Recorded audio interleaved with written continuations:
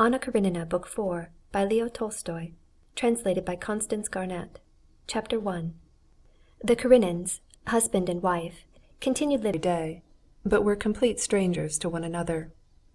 Alexey Alexandrovitch made it a rule to see his wife every day, so that the servants might have no grounds for suppositions, but avoided dining at home.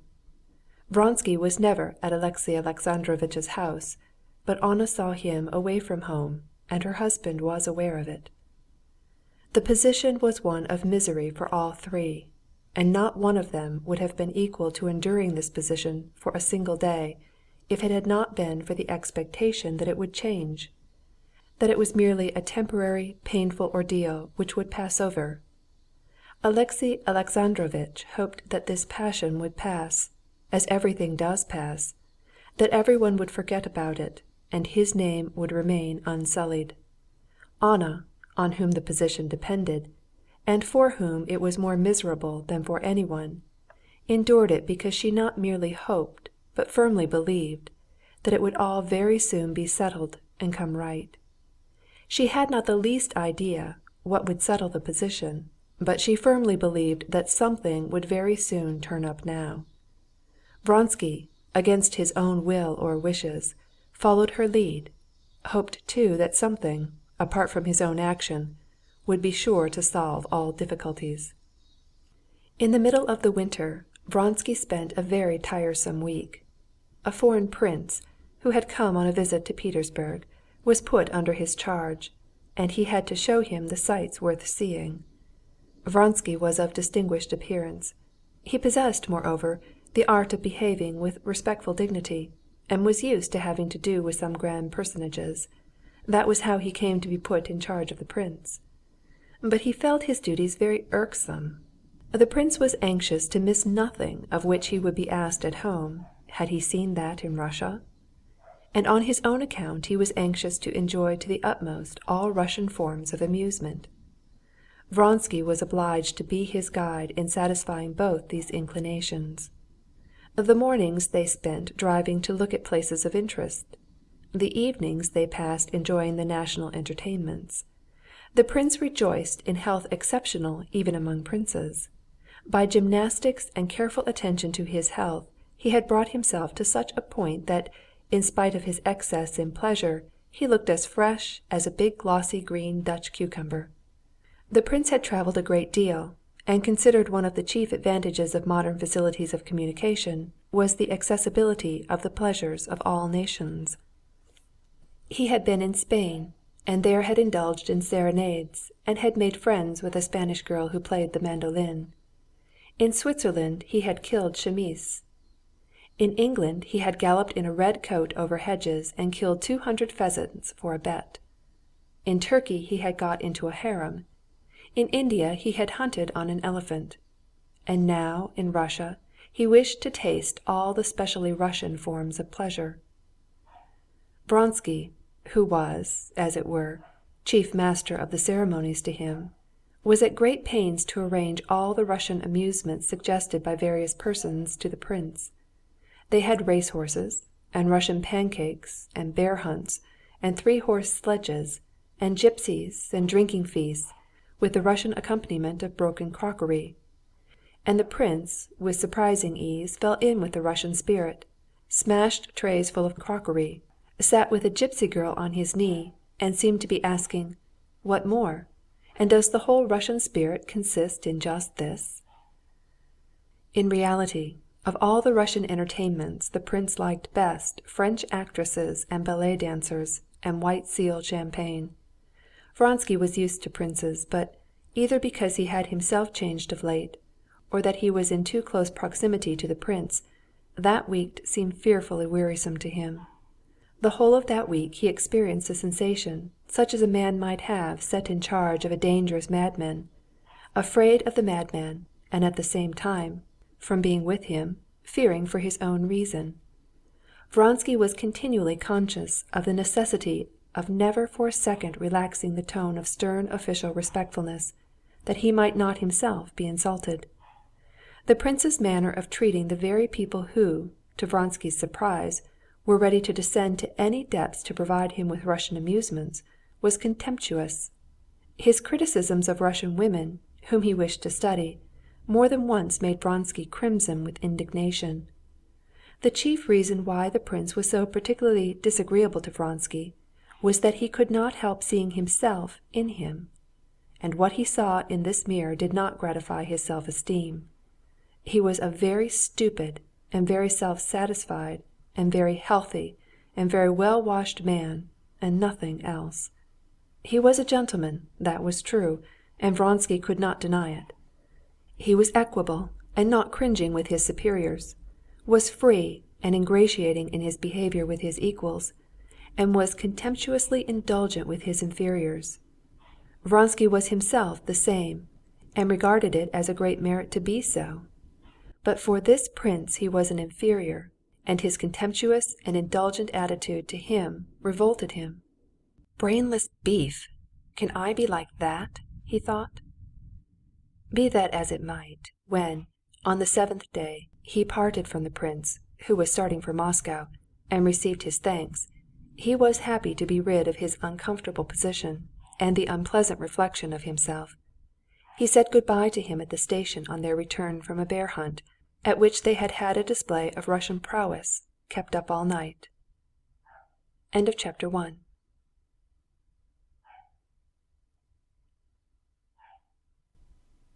When he got home, Vronsky found there a note from Anna. She wrote, "I am ill and unhappy. I cannot come out, but I cannot go on longer without seeing you. Come in this evening. Alexey Alexandrovitch goes to the council at 7 and will be there till 10. Thinking for an instant of the strangeness of her bidding him to come straight to her, in spite of her husband's insisting on her not receiving him, he decided to go. Vronsky had that winter got his promotion, was now a colonel, had left the regimental quarters and was living alone. After having some lunch, he lay down on the sofa immediately, and in 5 minutes memories of the hideous scenes he had witnessed during the last few days were confused together and joined on to a mental image of Anna and of the peasant who had played an important part in the bear hunt, and Vronsky fell asleep. He waked up in the dark, trembling with horror, and made haste to light a candle. What was it? What was the dreadful thing I dreamed? Yes. I think a little dirty man with a disheveled beard was stooping down doing something, and all of a sudden he began saying some strange words in French. Yes, there was nothing else in the dream, he said to himself. But why was it so awful? He vividly recalled the peasant again, and those incomprehensible French words the peasant had uttered, and a chill of horror ran down his spine. What nonsense, thought Vronsky, and glanced at his watch. It was 8:30 already. He rang up his servant, dressed in haste, and went out onto the steps, completely forgetting the dream and only worried at being late. As he drove up to the Karenins' entrance, he looked at his watch and saw it was 10 minutes to 9. A high, narrow carriage with a pair of greys was standing at the entrance. He recognized Anna's carriage. She is coming to me, thought Vronsky, and better she should. I don't like going into that house. But no matter, I can't hide myself, he thought, and with that manner peculiar to him from childhood, as of a man who has nothing to be ashamed of, Vronsky got out of his sledge and went to the door. The door opened, and the hall porter with a rug on his arm called the carriage. Vronsky, though he did not usually notice details, noticed at this moment the amazed expression with which the porter glanced at him. In the very doorway Vronsky almost ran up against Alexey Alexandrovitch. The gas jet threw its full light on the bloodless, sunken face under the black hat, and on the white cravat, brilliant against the beaver of the coat. Karenin's fixed, dull eyes were fastened upon Vronsky's face. Vronsky bowed, and Alexey Alexandrovitch, chewing his lips, lifted his hand to his hat and went on. Vronsky saw him, without looking round to get into the carriage, pick up the rug and the opera-glass at the window and disappear. Vronsky went into the hall. His brows were scowling, and his eyes gleamed with a proud and angry light in them. What a position, he thought. If he would fight, would stand up for his honor, I could act, could express my feelings. But this weakness, or baseness. He puts me in the position of playing false, which I never meant and never mean to do." Vronsky's ideas had changed since the day of his conversation with Anna in the Vrede garden. Unconsciously yielding to the weakness of Anna, who had surrendered herself up to him utterly, and simply looked to him to decide her fate, ready to submit to anything, he had long ceased to think that their tie might end as he had thought then. His ambitious plans had retreated into the background again, and feeling that he had got out of that circle of activity in which everything was definite, he had given himself entirely to his passion, and that passion was binding him more and more closely to her. He was still in the hall when he caught the sound of her retreating footsteps. He knew she had been expecting him, had listened for him, and was now going back to the drawing-room. "No!" she cried on seeing him, and at the first sound of her voice the tears came into her eyes. "No! If things are to go on like this, the end will come much, much too soon." "What is it, dear one?" "What? I've been waiting in agony for an hour, 2 hours. No, I won't. I can't quarrel with you. Of course you couldn't come. No, I won't." She laid her 2 hands on his shoulders and looked a long while at him with a profound, passionate, and at the same time searching look. She was studying his face to make up for the time she had not seen him. She was, every time she saw him, making the picture of him in her imagination, incomparably superior, impossible in reality, fit with him as he really was. End of chapter 2.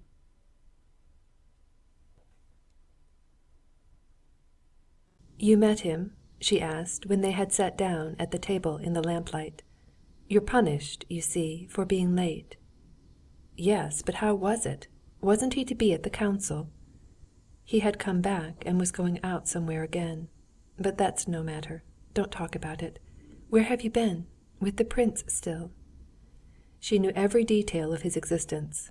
He was going to say that he had been up all night and had dropped asleep, but looking at her thrilled and rapturous face, he was ashamed. And he said he had had to go to report on the prince's departure. "But it's over now. He's gone?" "Thank God it's over. You wouldn't believe how insufferable it's been for me." "Why so? Isn't it the life all of you, all young men, always lead?" she said, knitting her brows, and taking up the crochet work that was lying on the table. She began drawing the hook out of it, without looking at Vronsky. "I gave up that life long ago," said he, wondering at the change in her face and trying to divine its meaning. "And I confess," he said with a smile, showing his thick white teeth, "this week I've been, as it were, looking at myself in a glass, seeing that life, and I didn't like it." She held the work in her hands, but did not crochet, and looked at him with strange, shining, and hostile eyes. "This morning Liza came to see me. They're not afraid to call on me, in spite of the Countess Lidia Ivanovna," she put in. "And she told me about your Athenian evening. How loathsome!" "I was just going to say." She interrupted him. "It was that Teresa you used to know?" "I was just saying. How disgusting you are, you men! How is it you can't understand that a woman can never forget that?" she said, getting more and more angry, and so letting him see the cause of her irritation. "Especially a woman who cannot know your life. What do I know? What have I ever known?" she said. "What you tell me. And how do I know whether you tell me the truth?" "Anna, you hurt me. Don't you trust me? Haven't I told you that I haven't a thought I wouldn't lay bare to you?" "Yes, yes," she said, evidently trying to suppress her jealous thoughts. "But if only you knew how wretched I am! I believe you, I believe you. What were you saying?" But he could not at once recall what he had been going to say. These fits of jealousy, which of late had been more and more frequent with her, horrified him, and however much he tried to disguise the fact, made him feel cold to her, although he knew the cause of her jealousy was her love for him. How often he had told himself that her love was happiness, and now she loved him as a woman can love when love has outweighed for her all the good things of life, and he was much further from happiness than when he had followed her from Moscow. Then he had thought himself unhappy, but happiness was before him. Now he felt that the best happiness was already left behind. She was utterly unlike what she had been when he first saw her. Both morally and physically she had changed for the worse.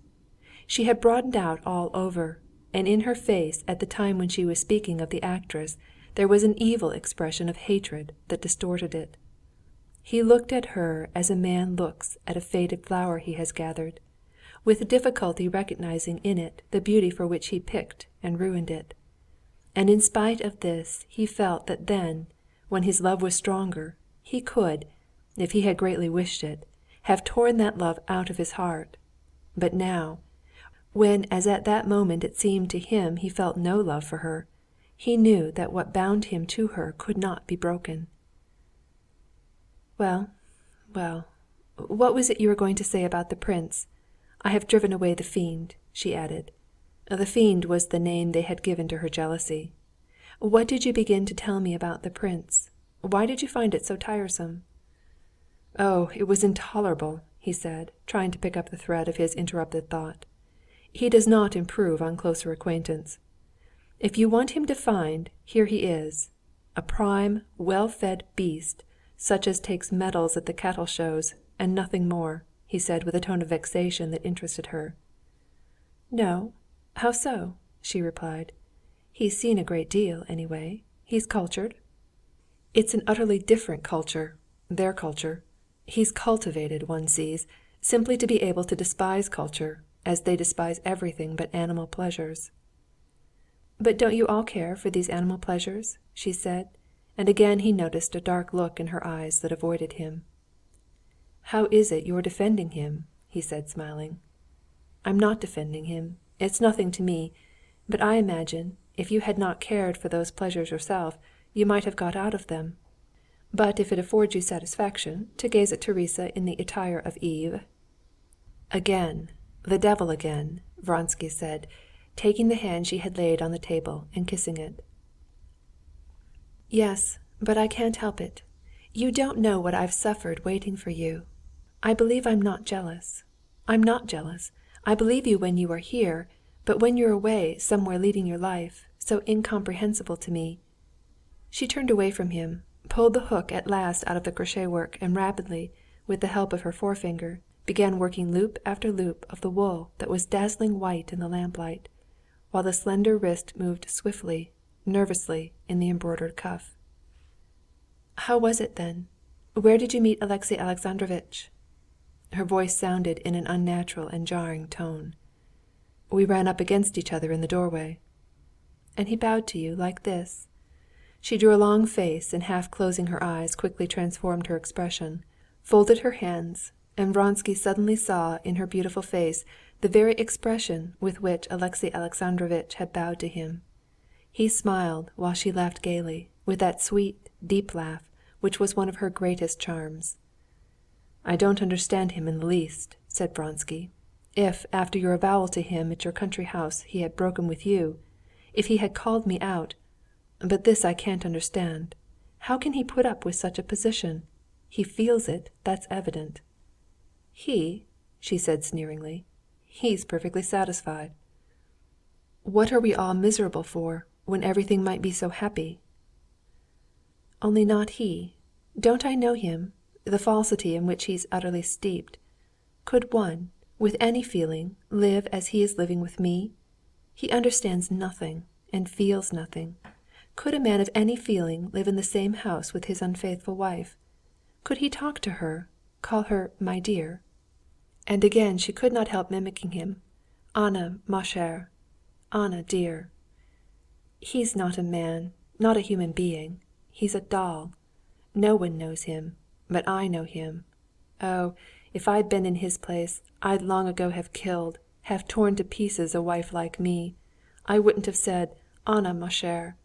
He's not a man. He's an official machine. He doesn't understand that I'm your wife, that he's outside, that he's superfluous. Don't let's talk of him." "You're unfair, very unfair, dearest," said Vronsky, trying to soothe her. "But never mind, don't let's talk of him. Tell me what you've been doing. What is the matter? What has been wrong with you, and what did the doctor say?" She looked at him with mocking amusement. Evidently she had hit on other absurd and grotesque aspects in her husband, and was awaiting the moment to give expression to them. But he went on. "I imagine that it's not illness, but your condition. When will it be?" The ironical light died away in her eyes, but a different smile, a consciousness of something, he did not know what, and of quiet melancholy, came over her face. "Soon, soon.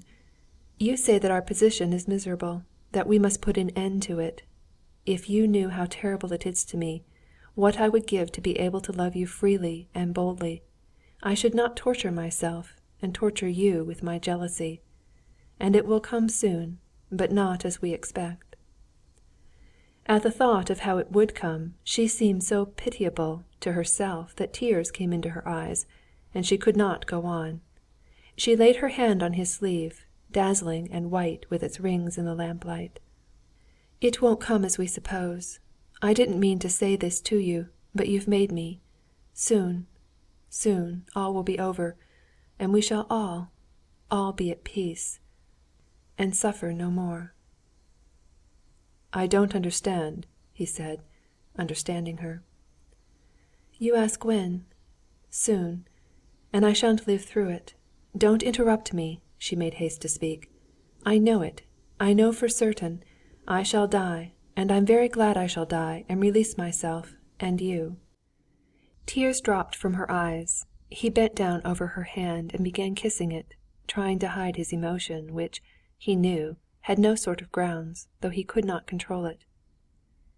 "Yes, it's better so," she said, tightly gripping his hand. "That's the only way left to us." He had recovered himself and lifted his head. "How absurd!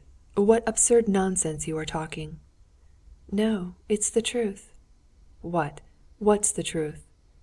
"That I shall die. I have had a dream." "A dream?" repeated Vronsky, and instantly he recalled the peasant of his dream. "Yes, a dream," she said. "It's a long while since I dreamed it. I dreamed that I ran into my bedroom, that I had to get something there, to find out something. You know how it is in dreams," she said, her eyes wide with horror. "And in the bedroom, in the corner, stood something." "Oh, what nonsense! How can you believe—" But she would not let him interrupt her. What she was saying was too important to her. "And the something turned round, and I saw it was a peasant with a disheveled beard, little and dreadful looking. I wanted to run away, but he bent down over a sack and was fumbling there with his hands." She showed him how he had moved his hands. There was terror in her face, and Vronsky, remembering his dream, felt the same terror filling his soul. "He was fumbling and kept talking quickly in French, you know. Il faut battre, le fer, le boire, le péter. And in my horror I tried to wake up, and woke up, but woke up in the dream, and I began asking myself what it meant. And Corny said to me, 'In childbirth you'll die, ma'am, you'll die.' And I woke up." "What nonsense! What nonsense!" said Vronsky, but he felt himself that there was no conviction in his voice. "But don't let's talk of it. Ring the bell. I'll have tea. And stay a little now. It's not long. I shall—" But all at once she stopped. The expression of her face instantaneously changed. Horror and excitement were suddenly replaced by a look of soft, solemn, blissful attention. He could not comprehend the meaning of the change. She was listening to the stirring of the new life within her. End of chapter 3.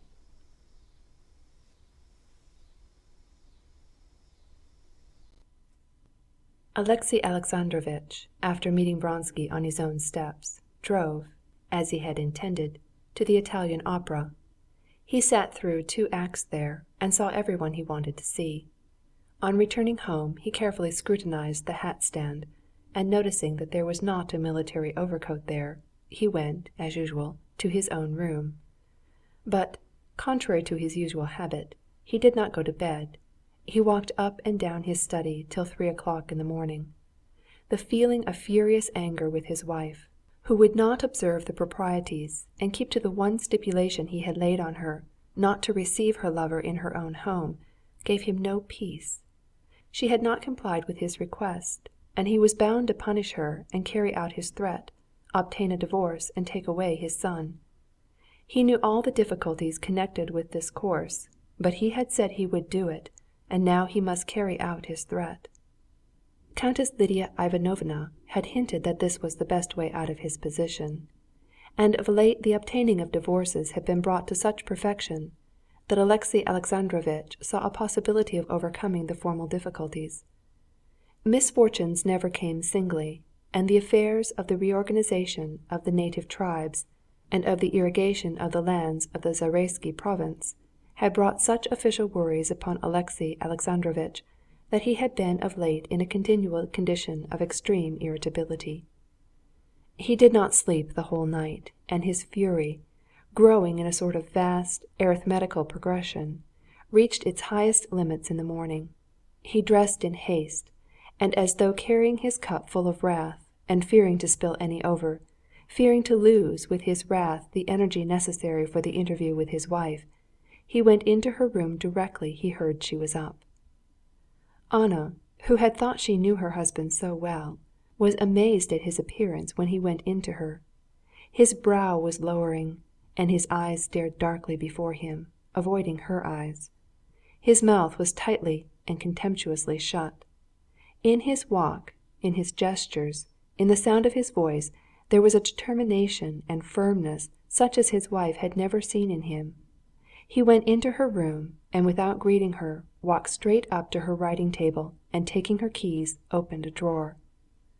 "What do you want?" she cried. "Your lover's letters," he said. "They're not here," she said, shutting the drawer. But from that action he saw that he had guessed right, and roughly pushing away her hand, he quickly snatched a portfolio in which he knew she used to put her most important papers. She tried to pull the portfolio away, but he pushed her back. "Sit down. I have to speak to you," he said, putting the portfolio under his arm and squeezing it so tightly with his elbow that his shoulders stood up. Amazed and intimidated, she gazed at him in silence. "I told you that I would not allow you to receive your lover in this house." "I had to see him to—" She stopped, not finding a reason.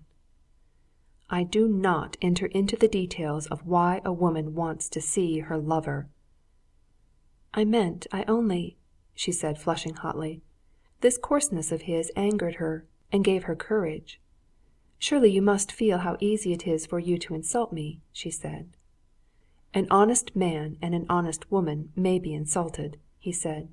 "But to tell a thief he's a thief is simply la constatation d'enfant." "This cruelty is something new I did not know in you." "You call it cruelty for a husband to give his wife liberty, giving her the honorable protection of his name, simply on the condition of observing the proprieties. Is that cruelty?" "It's worse than cruel. It's base, if you want to know," Anna cried in a rush of hatred, and getting up, she was going away. "No!" he shrieked in his shrill voice, which pitched a note higher than usual even, and his big hands clutched her by the arm so violently that red marks were left from the bracelet he was squeezing. He forcibly sat her down in her place. "Base! If you care to use that word, what is base is to forsake husband and child for a lover, while you eat your husband's bread." She bowed her head. She did not say what she had said the evening before to her lover, that he was her husband, and her husband was superfluous. She did not even think that. She felt all the justice of his words, and only said softly, "You cannot describe my position as worse than I feel it to be myself. But what are you saying all this for?" "What am I saying it for? What for?" he went on, as angrily. "That you may know that since you have not carried out my wishes in regard to observing outward decorum, I will take measures to put an end to this state of things." "Soon, very soon, it will end, anyway," she said, and again, at the thought of death near at hand and now desired, tears came into her eyes. "It will end sooner than you and your lover have planned. if you must have the satisfaction of animal passion." "Alexey Alexandrovitch, I won't say it's not generous, but it's not like a gentleman to strike anyone who's down." "Yes, you only think of yourself, but the sufferings of a man who was your husband have no interest for you. You don't care that his whole life is ruined, that he is thuff." Alexey Alexandrovitch was speaking so quickly that he stammered and was utterly unable to articulate the word suffering. In the end he pronounced it thuffering. She wanted to laugh, and was immediately ashamed that anything could amuse her at such a moment. And for the first time, for an instant, she felt for him, put herself in his place, and was sorry for him. But what could she say or do? Her head sank, and she sat silent. He too was silent for some time, and then began speaking in a frigid, less shrill voice, emphasizing random words that had no special significance. "I came to tell you," he said. She glanced at him. No, it was my fancy, she thought, recalling the expression of his face while he stumbled over the word suffering. No, can a man with those dull eyes, with that self-satisfied complacency, feel anything? "I cannot change anything," she whispered. "I have come to tell you that I am going tomorrow to Moscow and shall not return again to this house, and you will receive notice of what I decide through the lawyer into whose hands I shall entrust the task of getting a divorce. My son is going to my sister's," said Alexey Alexandrovitch, with an effort recalling what he had meant to say about his son. "You take Seryozha to hurt me," she said, looking at him from under her brows. "You do not love him. Leave me Seryozha." "Yes, I have lost even my affection for my son, because he is associated with the repulsion I feel for you. But I shall take him. Good‐bye." And he was going away, but now she detained him. "Alexey Alexandrovitch, leave me Seryozha," she whispered once more. "I have nothing else to say. Leave Seryozha till I shall soon be confined. Leave him." Alexey Alexandrovitch flew into a rage, and, snatching his hand from her, he went out of the room without a word. End of chapter 4.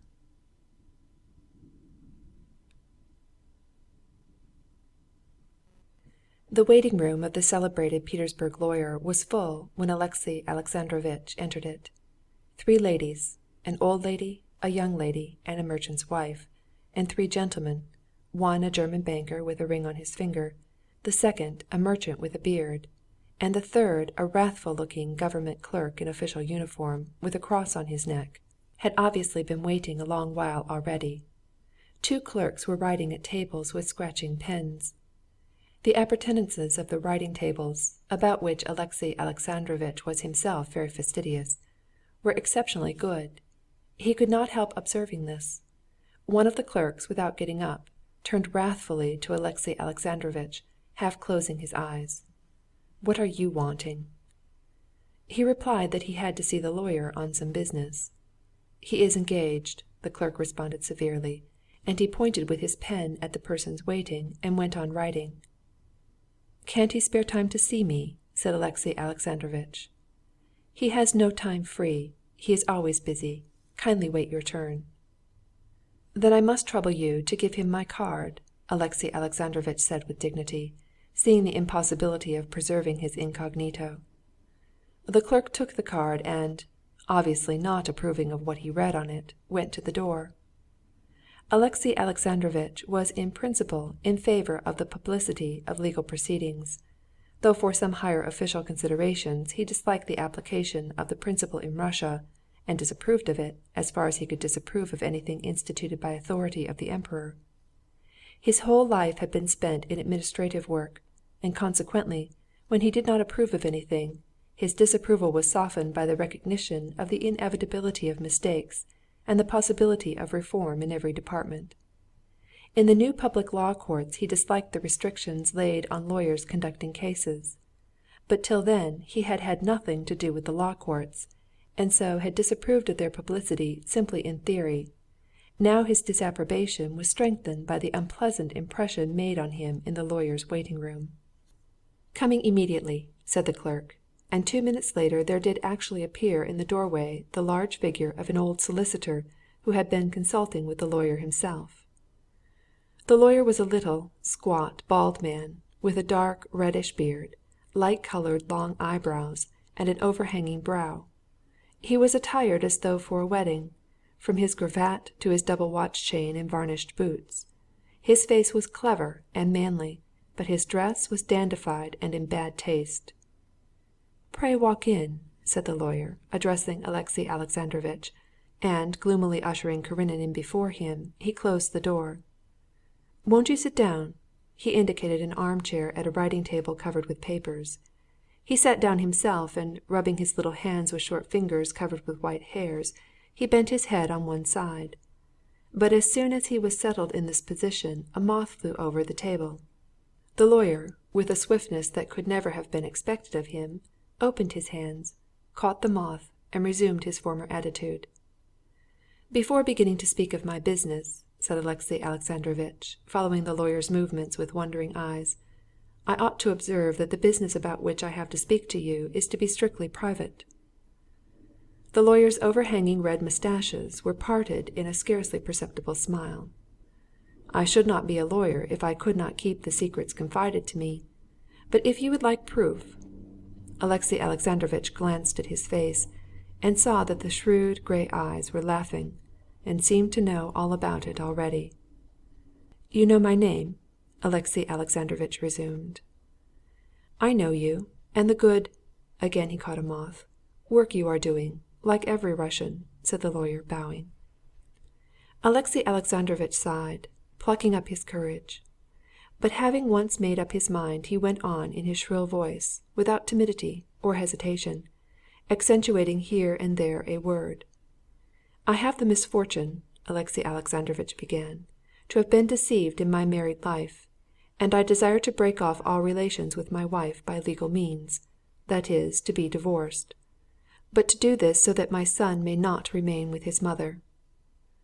The lawyer's grey eyes tried not to laugh, but they were dancing with irrepressible glee, and Alexey Alexandrovitch saw that it was not simply the delight of a man who has just got a profitable job. There was triumph and joy. There was a gleam like the malignant gleam he saw in his wife's eyes. "You desire my assistance in securing a divorce?" "Yes, precisely so. But I ought to warn you that I may be wasting your time and attention. I have come simply to consult you as a preliminary step. I want a divorce, but the form in which it is possible is of great consequence to me. It is very possible that if that form does not correspond with my requirements, I may give up a legal divorce." "Oh, that's always the case," said the lawyer, "and that's always for you to decide." He let his eyes rest on Alexey Alexandrovitch's feet, feeling that he might offend his client by the sight of his irrepressible amusement. He looked at a moth that flew before his nose, and moved his hands, but did not catch it, from regard for Alexey Alexandrovitch's position. "Though in their general features our laws on this subject are known to me," pursued Alexey Alexandrovitch, "I should be glad to have an idea of the forms in which such things are done in practice."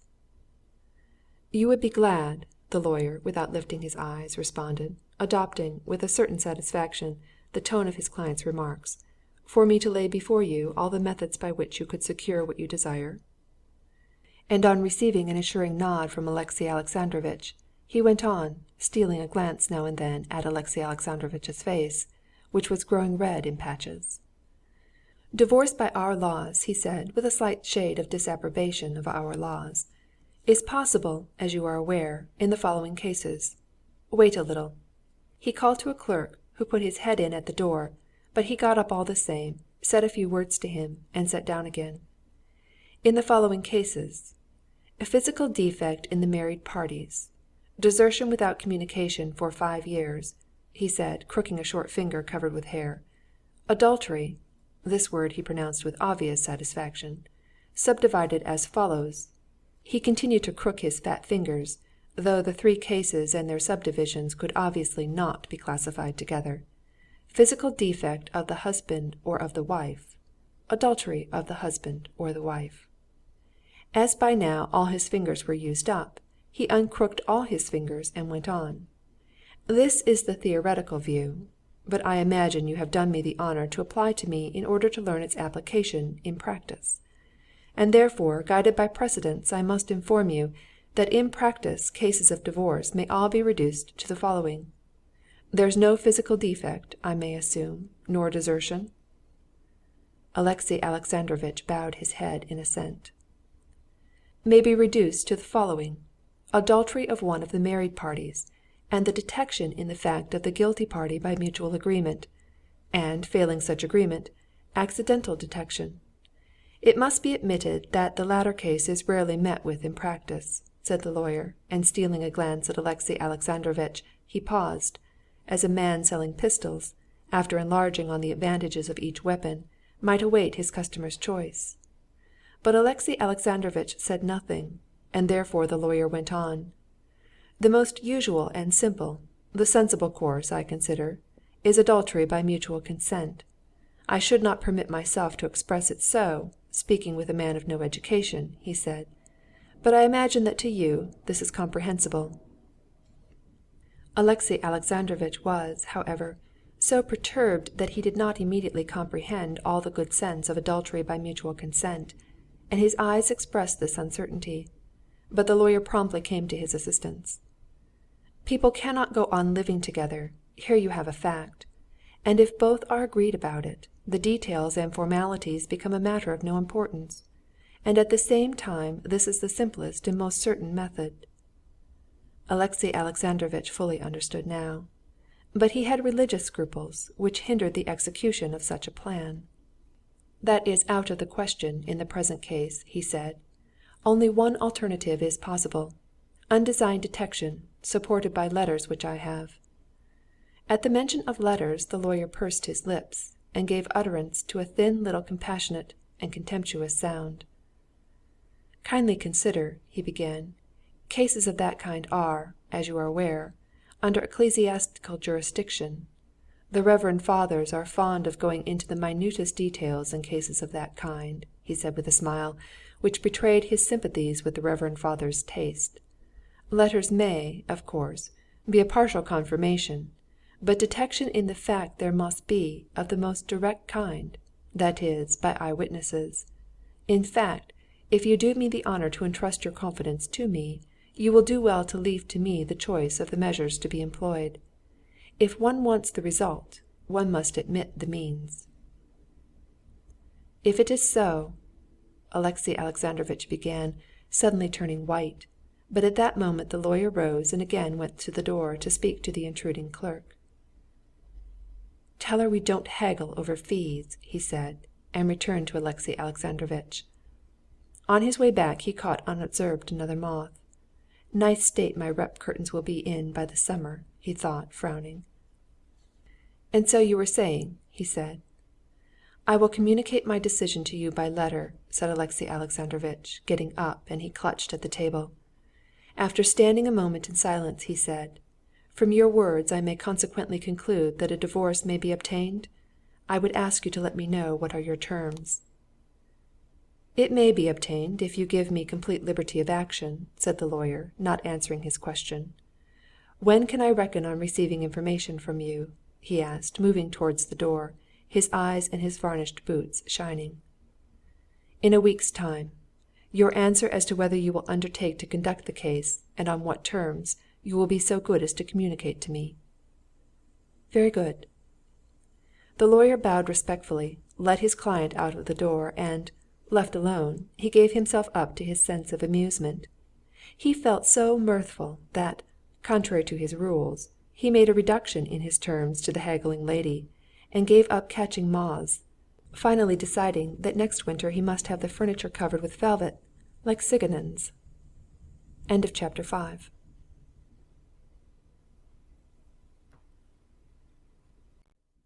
Alexey Alexandrovitch had gained a brilliant victory at the sitting of the commission of the 17th of August. But in the sequel this victory cut the ground from under his feet. The new commission for the inquiry into the condition of the native tribes in all its branches had been formed and dispatched to its destination with an unusual speed and energy inspired by Alexey Alexandrovitch. Within 3 months a report was presented. The condition of the native tribes was investigated in its political, administrative, economic, ethnographic, material, and religious aspects. To all these questions there were answers admirably stated, and answers admitting no shade of doubt, since they were not a product of human thought, always liable to error, but were all the product of official activity. The answers were all based on official data furnished by governors and heads of churches, and founded on the reports of district magistrates and ecclesiastical superintendents, founded in their turn on the reports of parochial overseers and parish priests, and so all these answers were unhesitating and certain. All such questions as, for instance, of the cause of failure of crops, of the adherence of certain tribes to their ancient beliefs, etc., questions which, but for the convenient intervention of the official machine, are not and cannot be solved for ages, received full, unhesitating solution. And this solution was in favor of Alexey Alexandrovitch's contention. But Stremov, who had felt stung to the quick at the last sitting, had, on the reception of the commission's report, resorted to tactics which Alexey Alexandrovitch had not anticipated. Stremov, carrying with him several members, went over to Alexey Alexandrovitch's side, and not contenting himself with warmly defending the measure proposed by Karenin, proposed other, more extreme measures in the same direction. These measures, still further exaggerated in opposition to what was Alexey Alexandrovitch's fundamental idea, were passed by the commission, and then the aim of Stremov's tactics became apparent. Carried to an extreme, the measures seemed at once to be so absurd that the highest authorities, and public opinion, and intellectual ladies, and the newspapers, all at the same time fell foul of them, expressing their indignation both with the measures and their nominal father, Alexey Alexandrovitch. Stremov drew back, affecting to have blindly followed Karenin, and to be astounded and distressed at what had been done. This meant the defeat of Alexey Alexandrovitch. But in spite of failing health, in spite of his domestic griefs, he did not give in. There was a split in the commission. Some members, with Stremov at their head, justified their mistake on the ground that they had put faith in the commission of revision, instituted by Alexey Alexandrovitch, and maintained that the report of the commission was rubbish and simply so much waste of paper. Alexey Alexandrovitch, with a following of those who saw the danger of so revolutionary an attitude to official documents, persisted in upholding the statements obtained by the revising commission.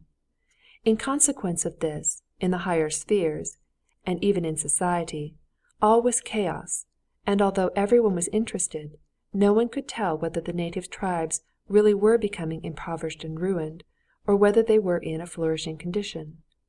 The position of Alexey Alexandrovitch, owing to this, and partly owing to the contempt lavished on him for his wife's infidelity, became very precarious. And in this position he took an important resolution. To the astonishment of the commission, he announced that he should ask permission to go himself to investigate the question on the spot, and having obtained permission, Alexey Alexandrovitch prepared to set off to these remote provinces. Alexey Alexandrovitch's departure made a great sensation, the more so as just before he started he officially returned the posting fares allowed him for 12 horses to drive to his destination. "I think it is very noble," Betsy said about this to the Princess Myakaya.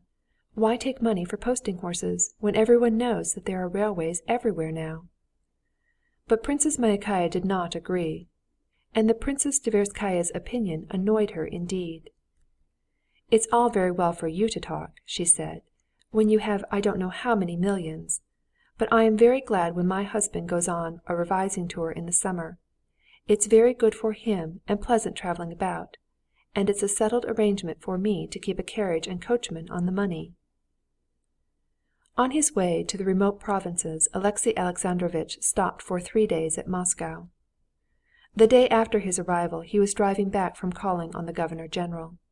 At the crossroads by Gazetoy Place, where there are always crowds of carriages and sledges, Alexey Alexandrovitch suddenly heard his name called out in such a loud and cheerful voice that he could not help looking around.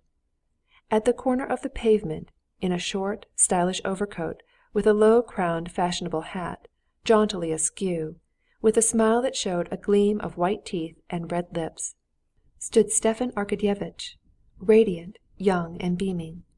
He called to him vigorously and urgently, and insisted on his stopping. He had one arm on the window of a carriage that was stopping at the corner, and out of the window were thrust the heads of a lady in a velvet hat and two children. Stepan Arkadyevitch was smiling and beckoning to his brother-in-law. The lady smiled a kindly smile too, and she waved her hand to Alexey Alexandrovitch. It was Dolly with her children. Alexey Alexandrovitch did not want to see anyone in Moscow, and least of all his wife's brother. He raised his hat and would have driven on, but Stepan Arkadyevitch told his coachman to stop, and ran across the snow to him. "Well, what a shame not to have let us know! Been here long? I was at Dussots yesterday and saw Karenin on the visitors' list, but it never entered my head that it was you," said Stepan Arkadyevitch, sticking his head in at the window of the carriage, "or I should have looked you up. I am glad to see you," he said, knocking one foot against the other to shake off the snow. "What a shame of you not to let us know," he repeated. "I had no time. I am very busy," Alexey Alexandrovitch responded dryly. "Come to my wife. She does so want to see you." Alexey Alexandrovitch unfolded the rug in which his frozen feet were wrapped, and getting out of his carriage made his way over the snow to Darya Alexandrovna. "Why, Alexey Alexandrovitch, what are you cutting us like this for?" said Dolly, smiling. "I was very busy. Delighted to see you," he said in a tone clearly indicating that he was annoyed by it. "How are you?" "Tell me, how is my darling Anna?" Alexey Alexandrovitch mumbled something and would have gone on, but Stepan Arkadyevitch stopped him. "I tell you what we'll do tomorrow. Dolly, ask him to dinner. We'll ask Koznishev and Pestsov, so as to entertain him with our Moscow celebrities." "Yes, please, do come," said Dolly. "We'll expect you at 5 or 6 o'clock, if you like. How is my darling Anna? How long—" "She is quite well," Alexey Alexandrovitch mumbled, frowning. "Delighted," and he moved away towards his carriage. "You will come?" Dolly called after him. Alexey Alexandrovitch said something which Dolly could not catch in the noise of the moving carriages. "I shall come round tomorrow," Stepan Arkadyevitch shouted at him. Alexey Alexandrovitch got into his carriage and buried himself in it so as neither to see nor be seen. "Queer fish!" said Stepan Arkadyevitch to his wife, and glancing at his watch he made a motion of his hand before his face, indicating a caress to his wife and children, and walked jauntily along the pavement. "Stiva! Stiva!" Dolly called, reddening. He turned round. "I must get coats, you know, for Grisha and Tanya. Give me the money." "Never mind. Tell them I'll pay the bill," and he vanished, nodding genially to an acquaintance who drove by. Chapter 6.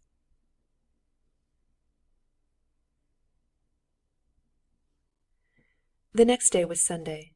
Stepan Arkadyevitch went to the Grand Theatre to a rehearsal of the ballet, and gave Masha Tchaivasoba, a pretty dancing girl whom he had just taken under his protection, the coral necklace he had promised her the evening before, and behind the scenes, in the dim daylight of the theatre, managed to kiss her pretty little face, radiant over her present. Besides the gift of the necklace, he wanted to arrange with her about meeting after the ballet. After explaining that he could not come at the beginning of the ballet, he promised he would come over for the last act and take her to supper. From the theatre, Stepan Arkadyevitch drove to Ohotny Road, selected himself the fish and asparagus for dinner, and by 12 o'clock was at Dussots, where he had to see 3 people, luckily all staying at the same hotel.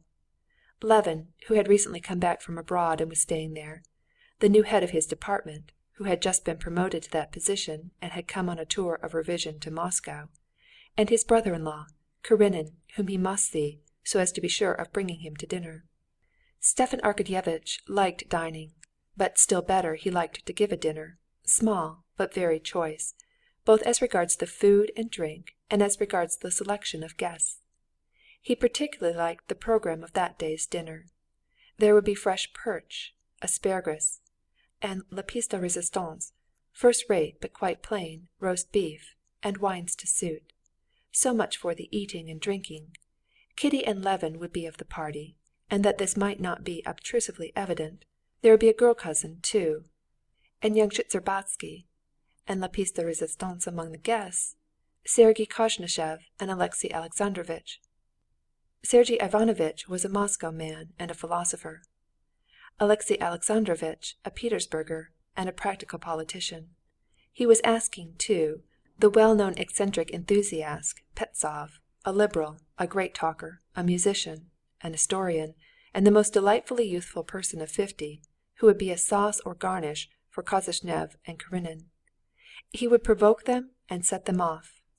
The second installment for the forest had been received from the merchant and was not yet exhausted. Dolly had been very amiable and good-humored of late, and the idea of the dinner pleased Stepan Arkadyevitch from every point of view. He was in the most light-hearted mood. There were two circumstances a little unpleasant, but these two circumstances were drowned in the sea of good-humored gaiety which flooded the soul of Stepan Arkadyevitch. These two circumstances were, first, that on meeting Alexey Alexandrovitch the day before in the street, he had noticed that he was cold and reserved with him, and putting the expression of Alexey Alexandrovitch's face, and the fact that he had not come to see them or let them know of his arrival with the rumors he had heard about Anna and Vronsky, Stepan Arkadyevitch guessed that something was wrong between the husband and wife. That was one disagreeable thing.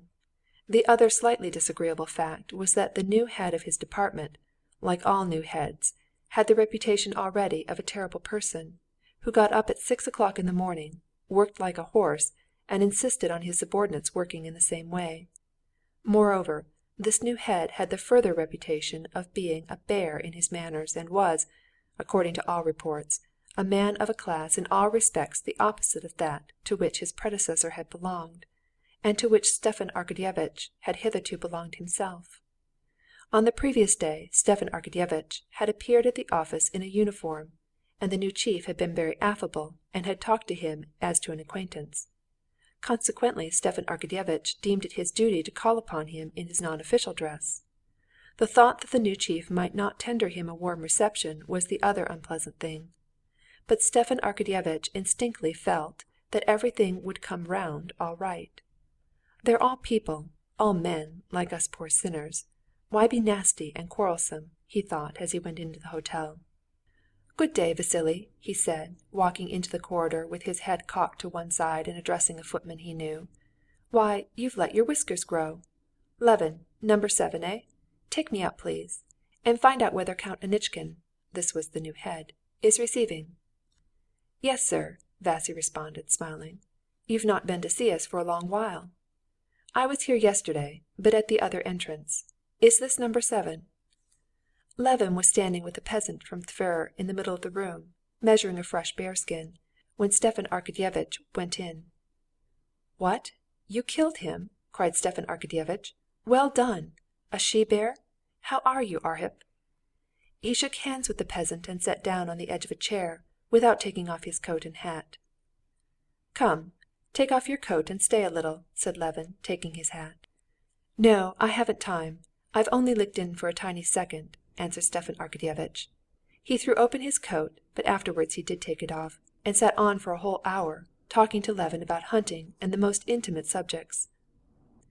"Come, tell me, please, what you did abroad. Where have you been?" said Stepan Arkadyevitch, when the peasant had gone. "Oh, I stayed in Germany, in Prussia, in France, and in England, not in the capitals, but in the manufacturing towns, and saw a great deal that was new to me, and I'm glad I went." "Yes, I knew your idea of the solution of the labor question." "Not a bit. In Russia there can be no labor question. In Russia the question is that of the relation of the working people to the land, though the question exists there too, but there it's a matter of repairing what's been ruined, while with us—" Stepan Arkadyevitch listened attentively to Levin. "Yes, yes," he said, "it's very possible you're right, but I'm glad you're in good spirits, and are hunting bears, and working, and interested. Shtcherbatsky told me another story. He met you, that you were in such a depressed state, talking of nothing but death." "Well, what of it? I've not given up thinking of death," said Levin. "It's true that it's high time I was dead, and that all this is nonsense. It's the truth I'm telling you. I do value my idea and my work awfully, but in reality only consider this. All this world of ours is nothing but a speck of mildew, which has grown up on a tiny planet. And for us to suppose we can have something great, ideas, work, it's all dust and ashes." "But all that's as old as the hills, my boy." "It is old, but do you know, when you grasp this fully, then somehow everything else becomes of no consequence. When you understand that you will die tomorrow, if not today, and nothing will be left, then everything is so unimportant. And I consider my idea very important, but it turns out really to be as unimportant too, even if it were carried out, as doing for that bear. So one goes on living, amusing oneself with hunting, with work, anything so as not to think of death." Stepan Arkadyevitch smiled a subtle, affectionate smile as he listened to Levin. "Well, of course, here you've come round to my point. Do you remember you attacked me for seeking enjoyment in life? Don't be so severe, O moralist." "No, all the same, what's fine in life is—" Levin hesitated. "Oh, I don't know. All I know is that we shall soon be dead." "Why so soon?" "And do you know, there's less charm in life when one thinks of death, but there's more peace." "On the contrary, the finish is always the best. But I must be going," said Stepan Arkadyevitch, getting up for the 10th time. "Oh, no, stay a bit," said Levin, keeping him. "Now, when shall we see each other again? I'm going tomorrow." "I'm a nice person! Why, that's just what I came for. You simply must come to dinner with us today. Your brother's coming, and Karenin, my brother-in-law." "You don't mean to say he's here?" said Levin, and he wanted to inquire about Kitty. He had heard at the beginning of the winter that she was at Petersburg with her sister, the wife of the diplomat, and he did not know whether she had come back or not. But he changed his mind and did not ask. "Whether she's coming or not, I don't care," he said to himself. "So you'll come?" "Of course." "At 5 o'clock then, and not in evening dress." And Stepan Arkadyevitch got up and went down below to the new head of his department. Instinct had not misled Stepan Arkadyevitch. The terrible new head turned out to be an extremely amiable person, and Stepan Arkadyevitch lunched with him and stayed on, so that it was 4 o'clock before he got to Alexey Alexandrovitch. Chapter 7.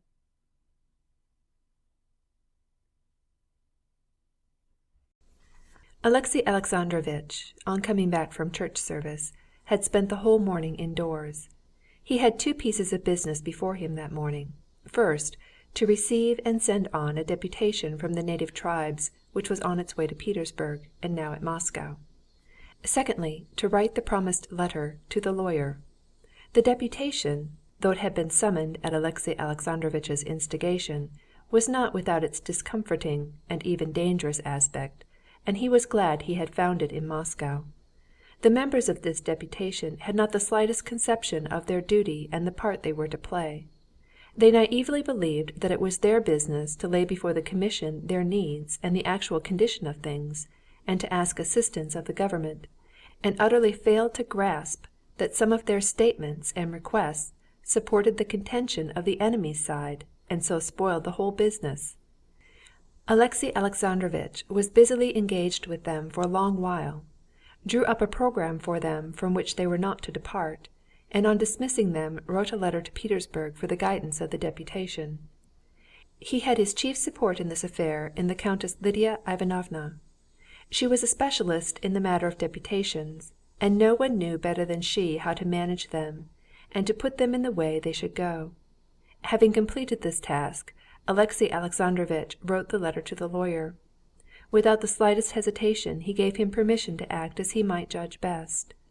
In the letter he enclosed 3 of Vronsky's notes to Anna, which were in the portfolio he had taken away. Since Alexey Alexandrovitch had left home with the intention of not returning to his family again, and since he had been at the lawyer's and had spoken, though only to one man, of his intention, since especially he had translated the matter from the world of real life to the world of ink and paper, he had grown more and more used to his own intention, and by now distinctly perceived the feasibility of its execution.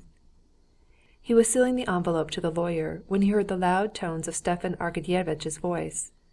Stepan Arkadyevitch was disputing with Alexey Alexandrovitch's servant and insisting on being announced. "No matter," thought Alexey Alexandrovitch, "so much the better. I will inform him at once of my position in regard to his sister, and explain why it is I can't dine with him." "Come in," he said aloud, collecting his papers and putting them on the blotting paper. "There, you see, you're talking nonsense, and he's at home," responded Stepan Arkadyevitch's voice, addressing the servant who had refused to let him in, and taking off his coat as he went. Oblonsky walked into the room. "Well, I'm awfully glad I found you, so I hope...." Stepan Arkadyevitch began cheerfully. "I cannot come," Alexey Alexandrovitch said coldly, standing and not asking his visitor to sit down. Alexey Alexandrovitch had thought to pass at once into those frigid relations in which he ought to stand with the brother of a wife against whom he was beginning a suit for divorce. But he had not taken into account the ocean of kindliness brimming over in the heart of Stepan Arkadyevitch. Stepan Arkadyevitch opened wide his clear, shining eyes. "Why can't you? What do you mean?" he asked in perplexity, speaking in French. "Oh, but it's a promise, and we're all counting on you." "I want to tell you that I can't dine at your house, because the terms of relationship which have existed between us must cease."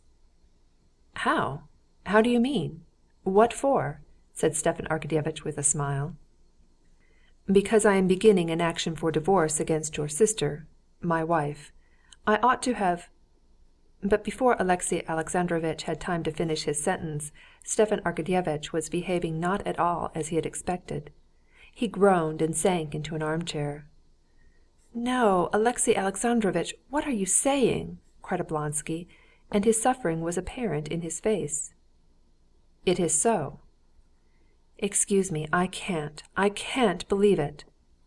Alexey Alexandrovitch sat down, feeling that his words had not had the effect he anticipated, and that it would be unavoidable for him to explain his position, and that, whatever explanations he might make, his relations with his brother-in-law would remain unchanged.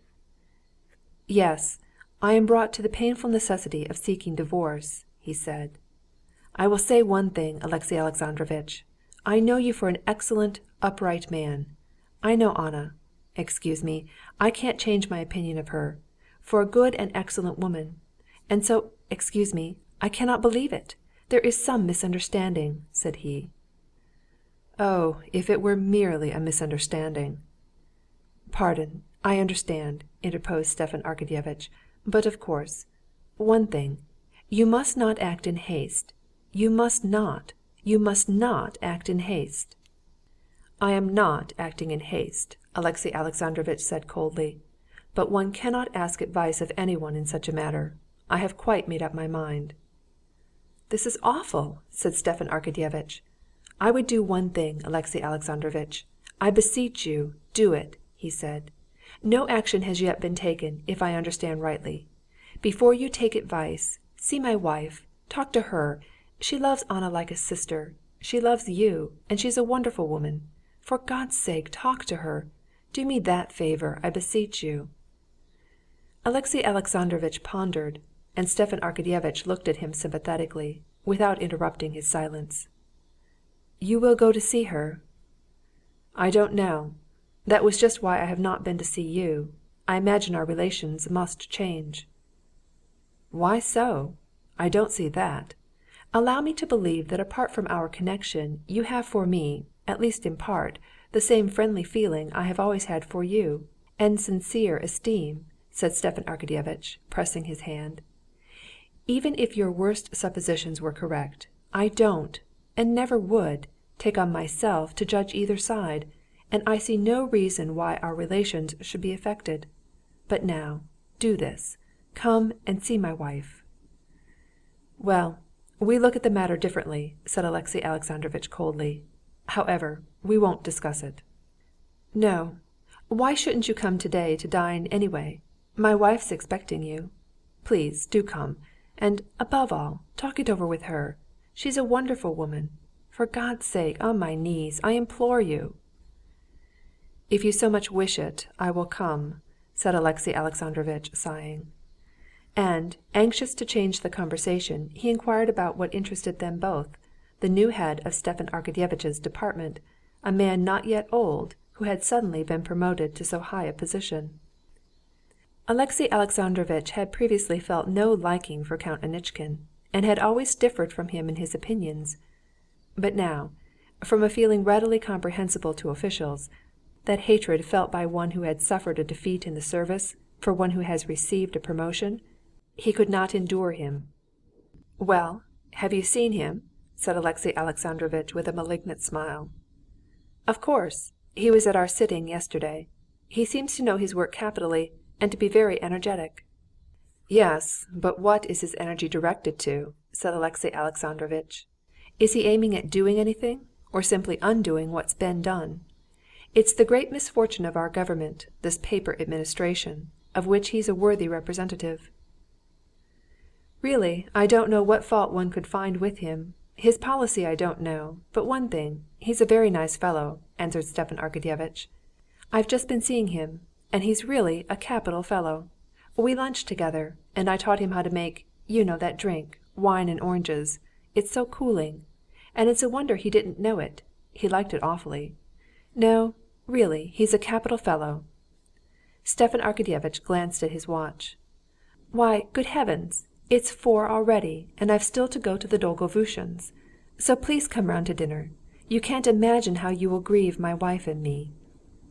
The way in which Alexey Alexandrovitch saw his brother-in-law out was very different from the manner in which he had met him.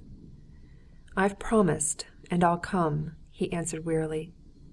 "Believe me, I appreciate it, and I hope you won't regret it," answered Stepan Arkadyevitch, smiling. And, putting on his coat as he went, he patted the footman on the head, chuckled, and went out. "At 5 o'clock, and not in evening dress, please," he shouted once more, turning at the door. Chapter 8.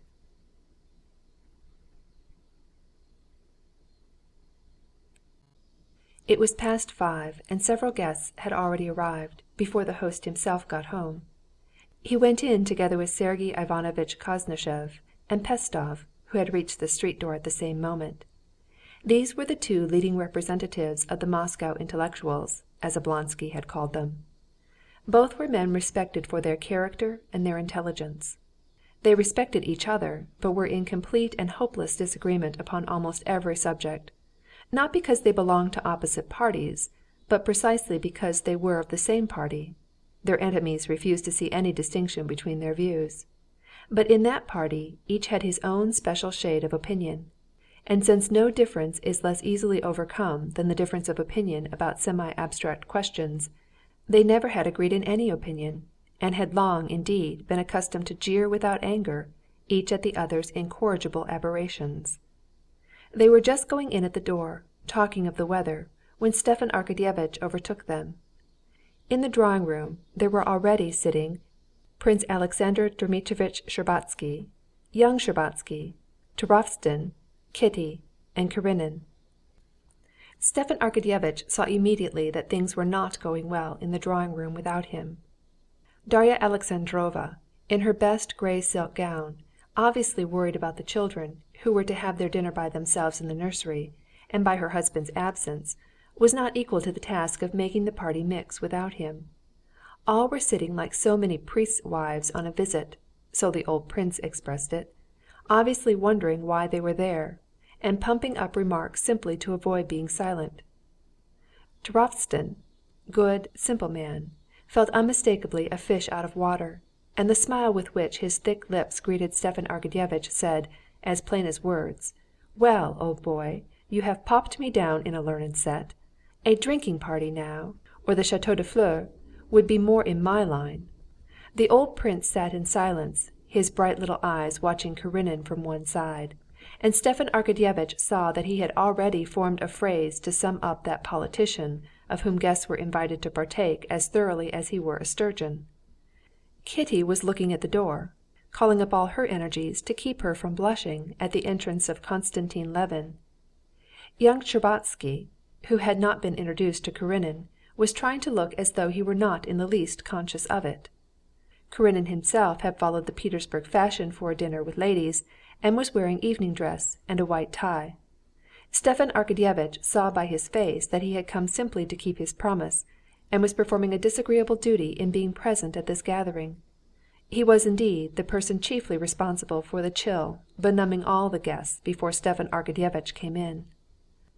On entering the drawing-room, Stepan Arkadyevitch apologized, explaining that he had been detained by that prince, who was always the scapegoat for all his absences and unpunctualities.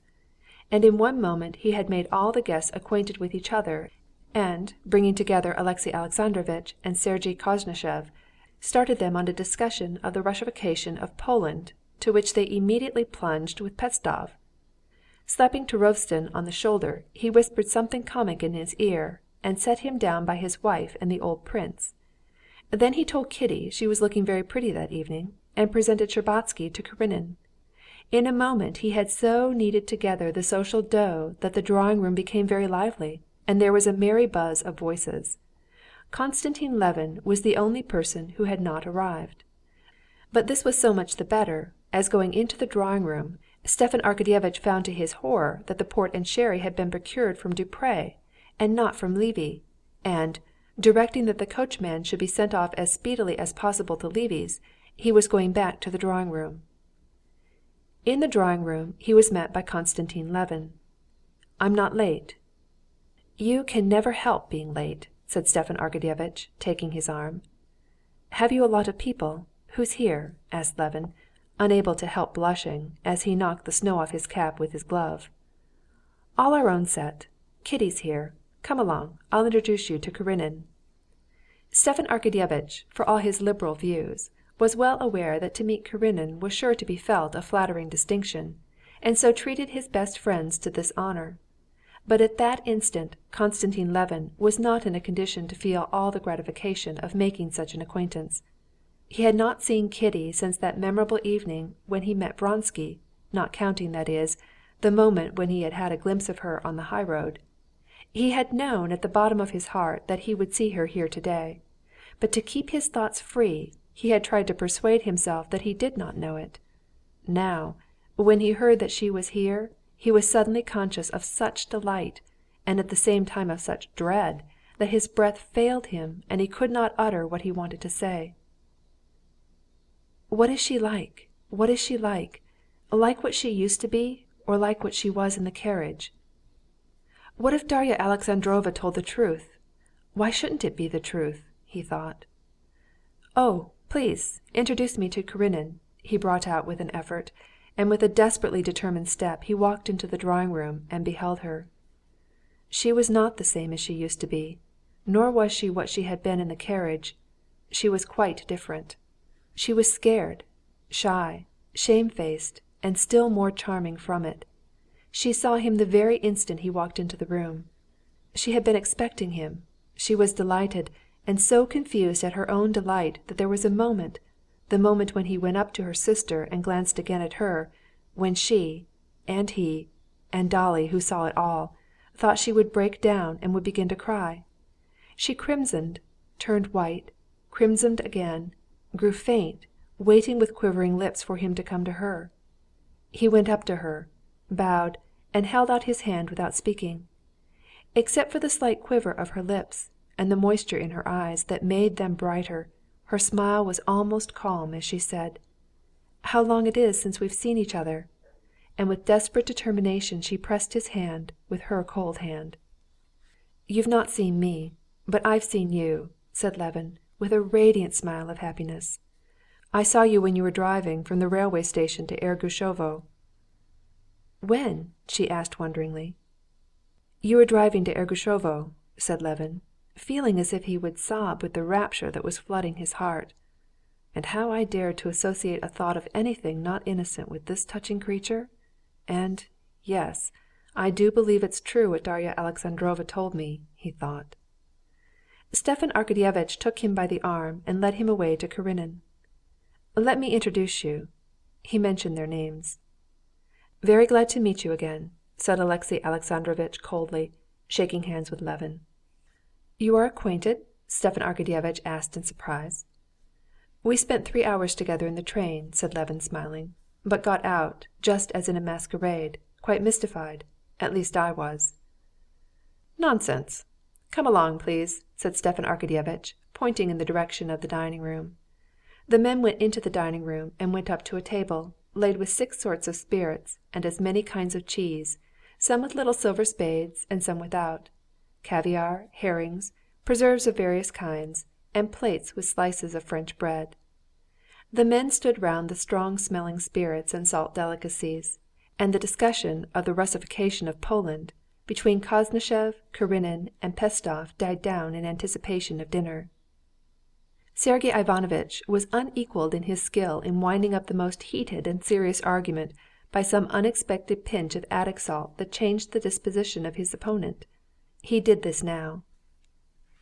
Alexey Alexandrovitch had been maintaining that the Russification of Poland could only be accomplished as a result of larger measures which ought to be introduced by the Russian government. Pestov insisted that one country can only absorb another when it is the more densely populated. Koznishev admitted both points, but with limitations. As they were going out of the drawing-room to conclude the argument, Koznishev said, smiling, "So, then, for the Russification of our foreign populations there is but one method, to bring up as many children as one can. My brother and I are terribly at fault, you see. You married men, especially you, Stepan Arkadyevitch, are the real patriots. What number have you reached?" he said, smiling genially at their host and holding out a tiny wine-glass to him. Everyone laughed, and Stepan Arkadyevitch with particular good humor. "Oh yes, that's the best method," he said, munching cheese and filling the wine-glass with a special sort of spirit. The conversation dropped at the jest. "This cheese is not bad. Shall I give you some?" said the master of the house. "Why, have you been going in for gymnastics again?" he asked Levin, pinching his muscle with his left hand. Levin smiled, bent his arm, and under Stepan Arkadyevitch's fingers the muscle swelled up like a sound cheese, hard as a knob of iron, through the fine cloth of the coat. "What biceps! A perfect Samson!" "I imagine great strength is needed for hunting bears," observed Alexey Alexandrovitch, who had the mistiest notions about the chase. He cut off and spread with cheese a wafer of bread fine as a spider web. Levin smiled. "Not at all. Quite to the contrary. A child can kill a bear," he said with a slight bow, moving aside for the ladies who were approaching the table. "You have killed a bear, I've been told," said Kitty, trying assiduously to catch with her fork a preserved mushroom that would slip away, and setting the lace quivering over her white arm. "Are there bears on your place?" she added, turning her charming little head to him and smiling.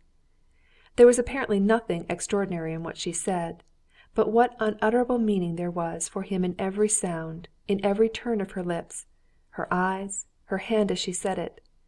There was entreaty for forgiveness, and trust in him, and tenderness, soft, timid tenderness, and promise, and hope, and love for him, which he could not but believe in, and which choked him with happiness. "No, we've been hunting in the Tver province.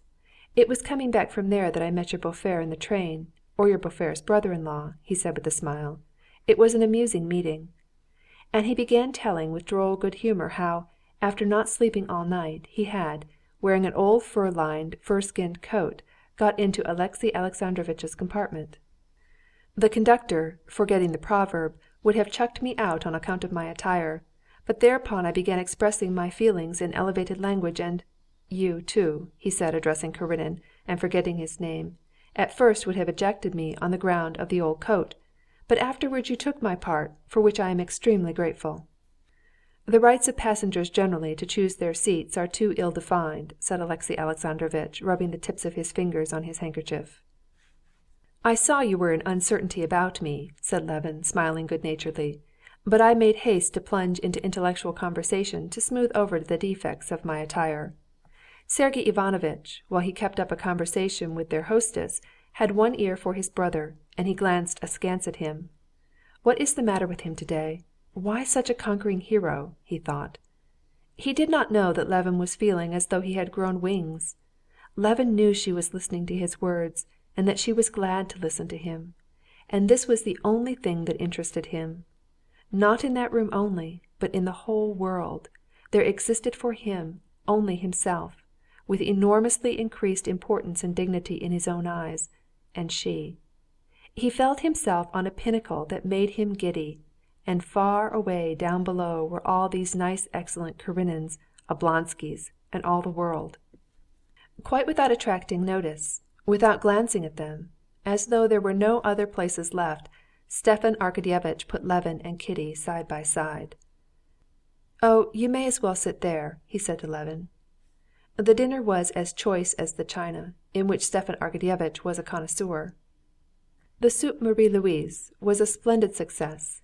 The tiny pies eaten with it melted in the mouth and were irreproachable. The two footmen and Matvey, in white cravats, did their duty with the dishes and wines unobtrusively, quietly, and swiftly. On the material side the dinner was a success. It was no less so on the immaterial. The conversation, at times general and at times between individuals, never paused, and towards the end the company was so lively that the men rose from the table, without stopping speaking, and even Alexey Alexandrovitch thawed. Chapter 10.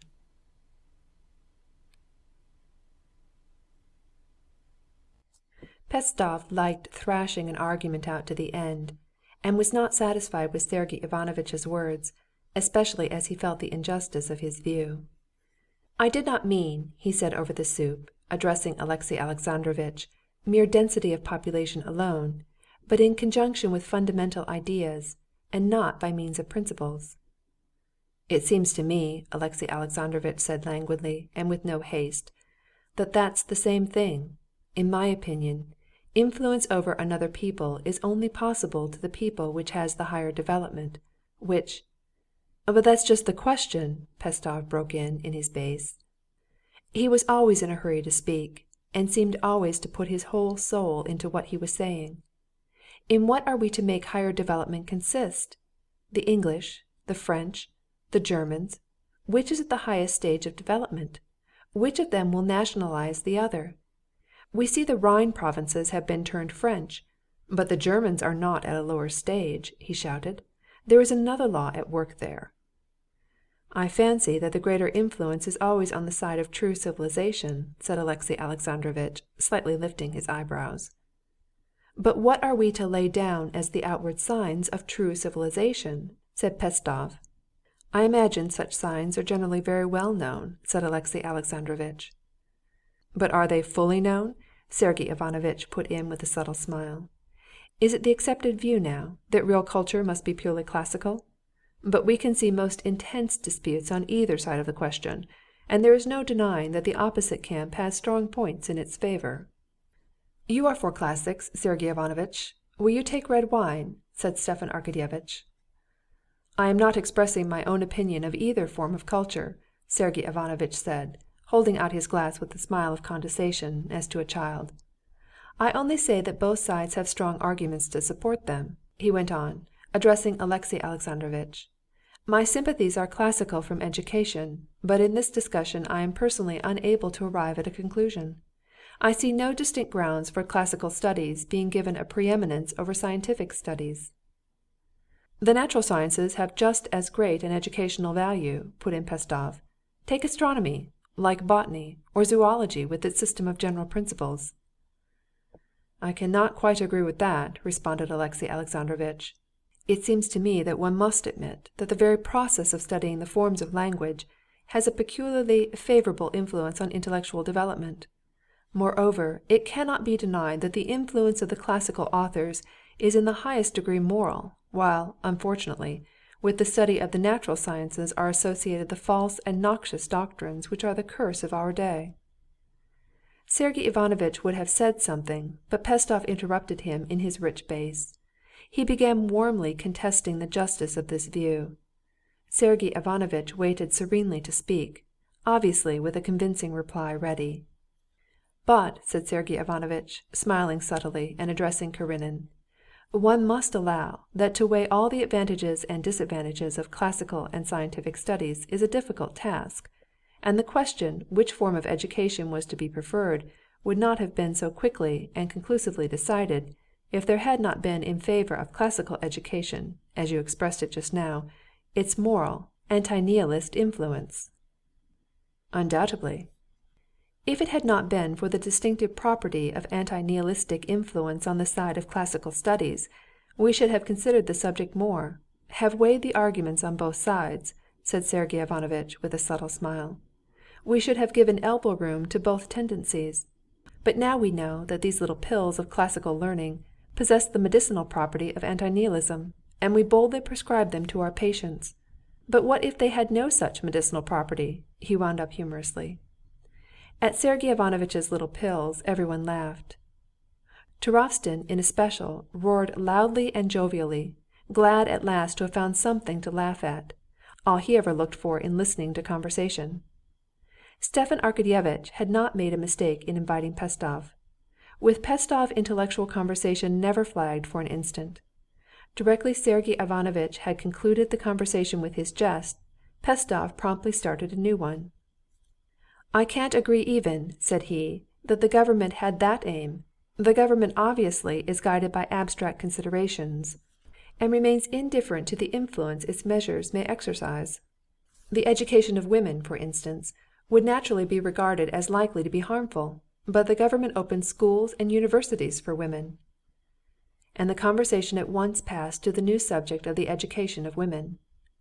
Alexey Alexandrovitch expressed the idea that the education of women is apt to be confounded with emancipation of women, and that it is only so that it can be considered dangerous. "I consider, on the contrary, that the two questions are inseparably connected together," said Pestov. "It is a vicious circle. Woman is deprived of rights from lack of education, and the lack of education results from the absence of rights. We must not forget that the subjection of women is so complete and dates from such ages back that we are often unwilling to recognize the gulf that separates them from us," said he. "You said rights," said Sergey Ivanovitch, waiting till Pestov had finished, "meaning the right of sitting on juries, of voting, of presiding at official meetings, the right of entering civil service, of sitting in parliament." "Undoubtedly." "But if women, as rare exception, can occupy such positions, it seems to me you are wrong in using the expression 'rights.' It would be more correct to say 'duties.' Every man will agree that in doing the duty of a juryman, a witness, a telegraph clerk, we feel we are performing duties, and therefore it would be correct to say that women are seeking duties, and quite legitimately, and one can but sympathize with this desire to assist in the general labor of man." "Quite so," Alexey Alexandrovitch assented. "The question, I imagine, is simply whether they are fitted for such duties." "They will most likely be perfectly fitted," said Stepan Arkadyevitch, "when education has become general among them. We see this—" "How about the proverb?" said the prince, who had a long while been intent on the conversation, his little comical eyes twinkling. "I can say it before my daughter. Her hair is long because her wit is—" "Just what they thought of the negroes before their emancipation," said Pestov angrily. "What seems strange to me is that women should seek fresh duties," said Sergey Ivanovitch, "while we see, unhappily, that men usually try to avoid them." "Duties are bound up with rights. Power, money, honor, these are what women are seeking," said Pestov. "Just as though I should seek the right to be a wet nurse, and feel injured because women are paid for the work, while no one will take me," said the old prince. Turovtsin exploded in a loud roar of laughter, and Sergey Ivanovitch regretted that he had not made this comparison. Even Alexey Alexandrovitch smiled. "Yes, but man cannot nurse a baby," said Pestov, "while a woman—" "No, there was an Englishman who did suckle his baby on board ship," said the old prince, feeling this freedom in conversation permissible before his own daughters. "There are as many such Englishmen as there would be women officials," said Sergey Ivanovitch. "Yes, but what is a girl to do who has no family?" put in Stepan Arkadyevitch, thinking of Masha Tchaivatsoba, whom he had in his mind all along, in sympathizing with Pestsov and supporting him. "If the story of such a girl were thoroughly sifted, you would find that she had abandoned a family, her own or a sister's, where she might have found a woman's duties." Darya Alexandrovna broke in unexpectedly in a tone of exasperation, probably suspecting what sort of girl Stepan Arkadyevitch was thinking of. "But we take our stand on principle as the ideal," replied Pestov in his mellow bass. "Woman desires to have rights, to be independent, educated. She is oppressed, humiliated by the consciousness of her disabilities." "And I am oppressed and humiliated that they won't engage me at the Foundling," the old prince said again, to the huge delight of Turovtsin, who in his mirth dropped his asparagus with the thick end in the sauce. End of chapter 10.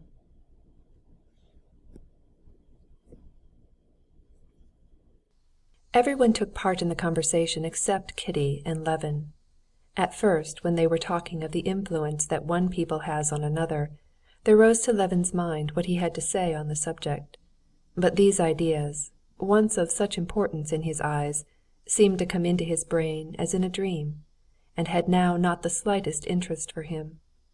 It even struck him as strange that they should be so eager to talk of what was of no use to anyone. Kitty, too, should, one would have supposed, have been interested in what they were saying of the rights and education of women. How often she had mused on the subject, thinking of her friend abroad, Varenka, of her painful state of dependence. How often she had wondered about herself and what would become of her if she did not marry, and how often she had argued with her sister about it. But it did not interest her at all. She and Levin had a conversation of their own, yet not a conversation, but some sort of mysterious communication, which brought them every moment nearer, and stirred in both a sense of glad terror before the unknown into which they were both entering. At first Levin, in answer to Kitty's question how he could have seen her last year in the carriage, told her how he had been coming home from the mowing along the highroad and had met her. "It was very, very early in the morning. You were probably only just awake. Your mother was asleep in the corner. It was an exquisite morning. I was walking along wondering who it could be in a four-in-hand. It was a splendid set of 4 horses with bells, and in a second you flashed by, and I saw you at the window. You were sitting like this, holding the strings of your cap in both hands, and thinking awfully deeply about something," he said, smiling. "How I should like to know what you were thinking about then. Something important?" "Wasn't I dreadfully untidy?" she wondered. But seeing the smile of ecstasy these reminiscences called up, she felt that the impression she had made had been very good. She blushed and laughed with delight. "Really, I don't remember." "How nicely Turovtsin laughs," said Levin, admiring his moist eyes and shaking chest. "Have you known him long?" asked Kitty. "Oh, everyone knows him." "And I see you think he's a horrid man?" "Not horrid, but nothing in him." "Oh, you're wrong, and you must give up thinking so directly," said Kitty. "I used to have a very poor opinion of him too, but he's awfully nice and a wonderfully good-hearted man. He has a heart of gold." "How could you find out what sort of heart he has?" "We are great friends. I know him very well. Last winter, soon after you came to see us," she said, with a guilty and at the same time confiding smile. "All Dolly's children had scarlet fever, and he happened to come and see her. And only fancy," she said in a whisper, "he felt so sorry for her that he stayed and began to help look after the children. Yes, and for 3 weeks he stopped with them, and looked after the children like a nurse. I am telling Konstantin Dmitrievitch about Turovtsin in the scarlet fever," she said, bending over to her sister. "Yes, it was wonderful, noble," said Dolly, glancing towards Turovtsin, who had become aware that they were talking of him, and smiling gently to him. Levin glanced once more at Turovtsin, and wondered how it was that he had not realized all this man's goodness before. I'm sorry, and I'll never think ill of people again," he said gaily, genuinely expressing what he felt at the moment. Chapter 11.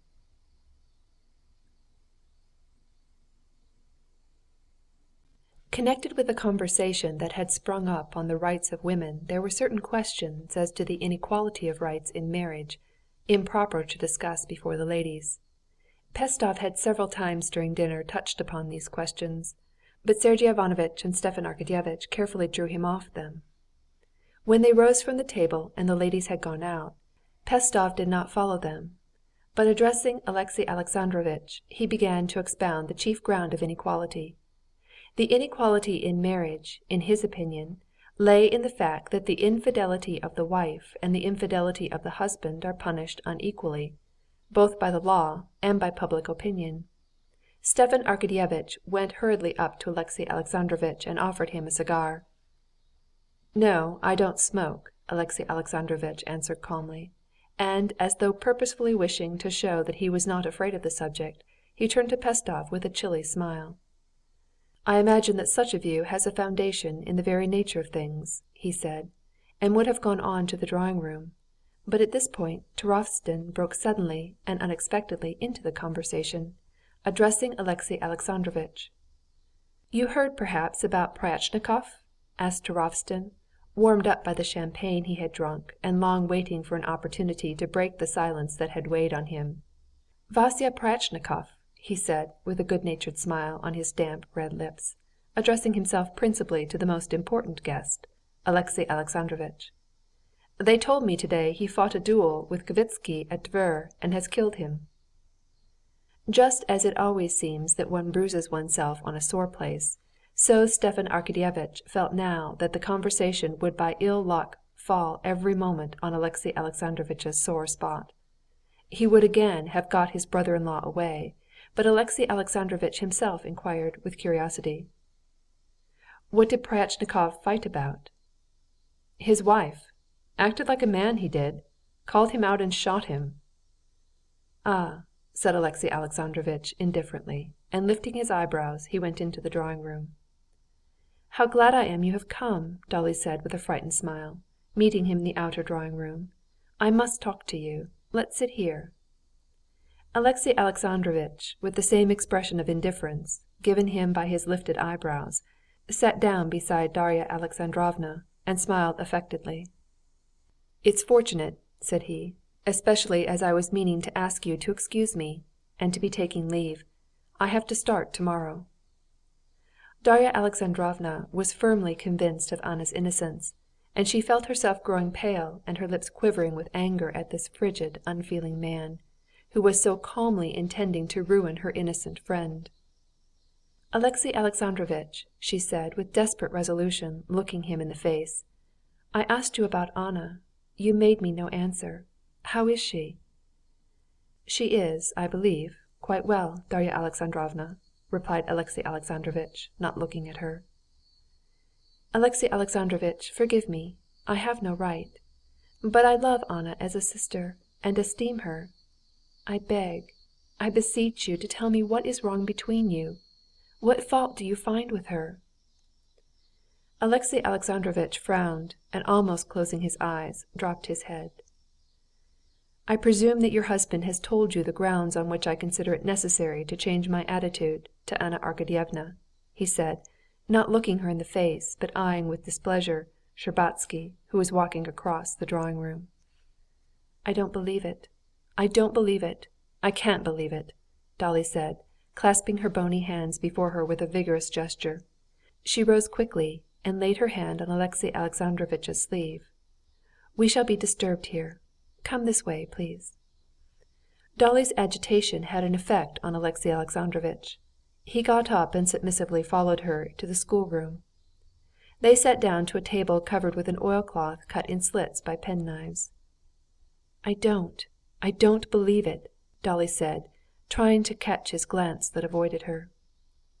"One cannot disbelieve facts, Darya Alexandrovna," he said, with an emphasis on the word facts. "But what has she done?" said Darya Alexandrovna. "What precisely has she done?" "She has forsaken her duty and deceived her husband. That's what she has done," said he. "No, no, it can't be. No, for God's sake, you are mistaken," said Dolly, putting her hands to her temples and closing her eyes. Alexey Alexandrovitch smiled coldly, with his lips alone, meaning to signify to her and to himself the firmness of his conviction. But this warm defense, though it could not shake him, reopened his wound. He began to speak with greater heat. "It is extremely difficult to be mistaken when a wife herself informs her husband of the fact. Informs him that 8 years of her life, and a son, all that's a mistake, and that she wants to begin life again," he said angrily, with a snort. "Anna and sin! I cannot connect them. I cannot believe it." "Darya Alexandrovna," he said, now looking straight into Dolly's kindly, troubled face, and feeling that his tongue was being loosened in spite of himself, "I would give a great deal for doubt to still be possible. When I doubted, I was miserable, but it was better than now. When I doubted, I had hope, but now there is no hope, and still I doubt of everything. I am in such doubt of everything that I even hate my son, and sometimes do not believe he is my son. I am very unhappy." He had no need to say that. Darya Alexandrovna had seen that as soon as he glanced into her face, and she felt sorry for him, and her faith in the innocence of her friend began to totter. "Oh, this is awful, awful! But can it be true that you are resolved on a divorce?" "I am resolved on extreme measures. There is nothing else for me to do." "Nothing else to do? Nothing else to do?" she replied, with tears in her eyes. "Oh no, don't say nothing else to do," she said. What is horrible in trouble of this kind is that one cannot, as in any other, in loss, in death, bear one's trouble in peace, but that one must act, said he, as though guessing her thoughts. One must get out of the humiliating position in which one is placed. One cannot live à trois. "I understand, I quite understand that," said Dolly, and her head sank. She was silent for a little, thinking of herself, of her own grief in her family, and all at once, with an impulsive movement, she raised her head and clasped her hands with an imploring gesture. "But wait a little. You are a Christian. Think of her. What will become of her, if you cast her off?" "I have thought, Darya Alexandrovna. I have thought a great deal," said Alexey Alexandrovitch. His face turned red in patches, and his dim eyes looked straight before him. Darya Alexandrovna at that moment pitied him with all her heart. "That was what I did indeed when she herself made known to me my humiliation. I left everything as of old. I gave her a chance to reform. I tried to save her. And with what result? She would not regard the slightest request. That she should observe decorum," he said, getting heated. "One may save anyone who does not want to be ruined. But if the whole nature is so corrupt, so depraved, that ruin itself seems to be her salvation, what's to be done?" "Anything, only not divorce," answered Darya Alexandrovna. "But what is anything?" "No, it is awful. She will be no one's wife. She will be lost." "What can I do?" said Alexey Alexandrovitch, raising his shoulders and his eyebrows. The recollection of his wife's last act had so incensed him that he had become frigid, as at the beginning of the conversation. "I am very grateful for your sympathy, but I must be going," he said, getting up. "No, wait a minute. You must not ruin her. Wait a little. I will tell you about myself. I was married, and my husband deceived me. In anger and jealousy, I would have thrown up everything. I would myself. But I came to myself again. And who did it? Anna saved me. And here I am living on. The children are growing up. My husband has come back to his family and feels his fault, is growing purer, better, and I live on. I have forgiven it, and you ought to forgive." Alexey Alexandrovitch heard her, but her words had no effect on him now. All the hatred of that day when he had resolved on a divorce had sprung up again in his soul. He shook himself and said in a shrill, loud voice, "Forgive I cannot, and I do not wish to, and I regard it as wrong. I have done everything for this woman, and she has trodden it all in the mud to which she is akin. I am not a spiteful man. I have never hated anyone, but I hate her with my whole soul, and I cannot even forgive her, because I hate her too much for all the wrong she has done me," he said, with tones of hatred in his voice. "Love those that hate you," Darya Alexandrovna whispered timorously. Alexey Alexandrovitch smiled contemptuously. That he knew long ago, but it could not be applied to his case. "Love those that hate you, but to love those one hates is impossible. Forgive me for having troubled you. Everyone has enough to bear in his own grief." And regaining his self-possession, Alexey Alexandrovitch quietly took leave and went away. End of chapter 12.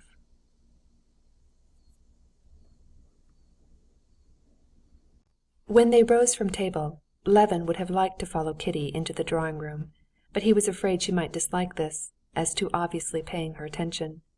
He remained in the little ring of men, taking part in the general conversation, and without looking at Kitty, he was aware of her movements, her looks, and the place where she was in the drawing-room.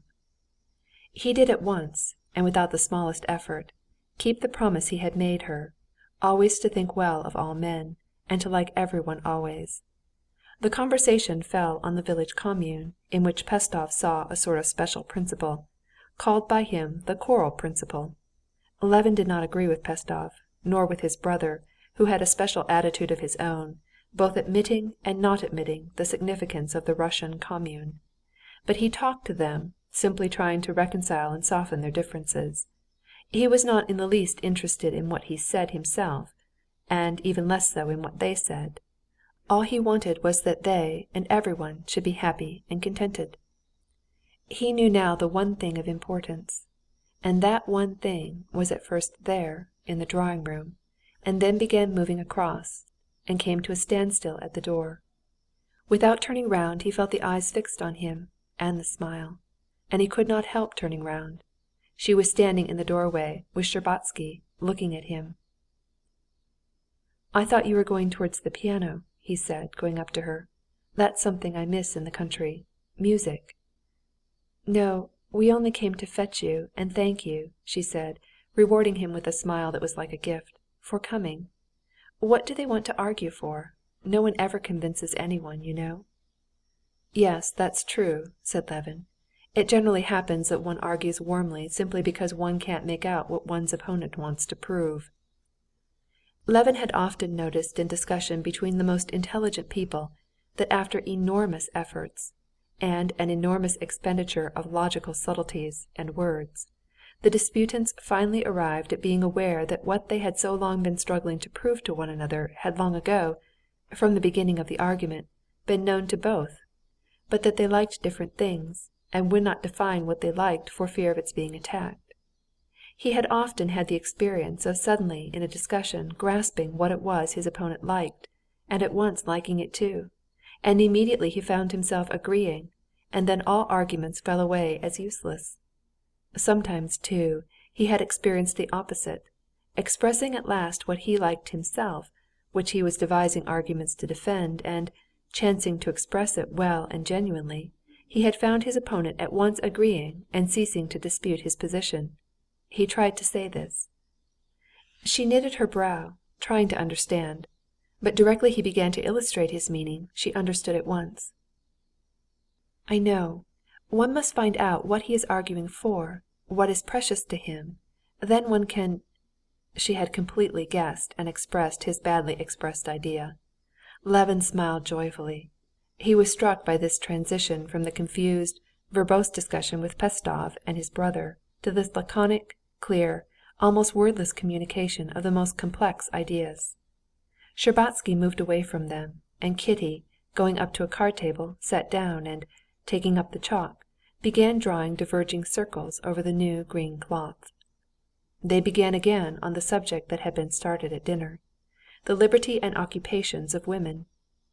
Levin was of the opinion of Darya Alexandrovna that a girl who did not marry should find a woman's duties in a family. He supported this view by the fact that no family can get on without women to help, that in every family, poor or rich, there are and must be nurses, either relations or hired. "No," said Kitty, blushing, but looking at him all the more boldly with her truthful eyes. "A girl may be so circumstanced that she cannot live in the family without humiliation, while she herself—" At the hint he understood her. "Oh, yes," he said. "Yes, yes, yes. You're right, you're right." And he saw all that Pestov had been maintaining at dinner of the liberty of women, simply from getting a glimpse of the terror of an old maid's existence, and its humiliation in Kitty's heart. And loving her, he felt that terror and humiliation, and at once gave up his arguments. A silence followed. She was still drawing with the chalk on the table. Her eyes were shining with a soft light. Under the influence of her mood he felt in all his being a continually growing tension of happiness. "Ah, I've scribbled all over the table," she said, and, laying down the chalk, she made a movement as though to get up. "What, shall I be left alone, without her?" he thought with horror, and he took up the chalk. "Wait a minute," he said, sitting down to the table. "I've long wanted to ask you one thing." He looked straight into her caressing though frightened eyes. "Please, ask it." "Here," he said, and he wrote the initial letters W, Y, T, M, I C N B D T M N O T. These letters meant, when you told me it could never be, did that mean never or then? There seemed no likelihood that she could make out this complicated sentence, but he looked at her as though his life depended on her understanding the words. She glanced at him seriously, then leaned her puckered brow on her hands and began to read. Once or twice she stole a look at him, as though asking, "Is this what I think?" "I understand," she said, flushing a little. "What is this word?" he said, pointing to the N that stood for never. "It means never," she said, "but that's not true." He quickly rubbed out what he had written, gave her the chalk and stood up. She wrote TICNAD.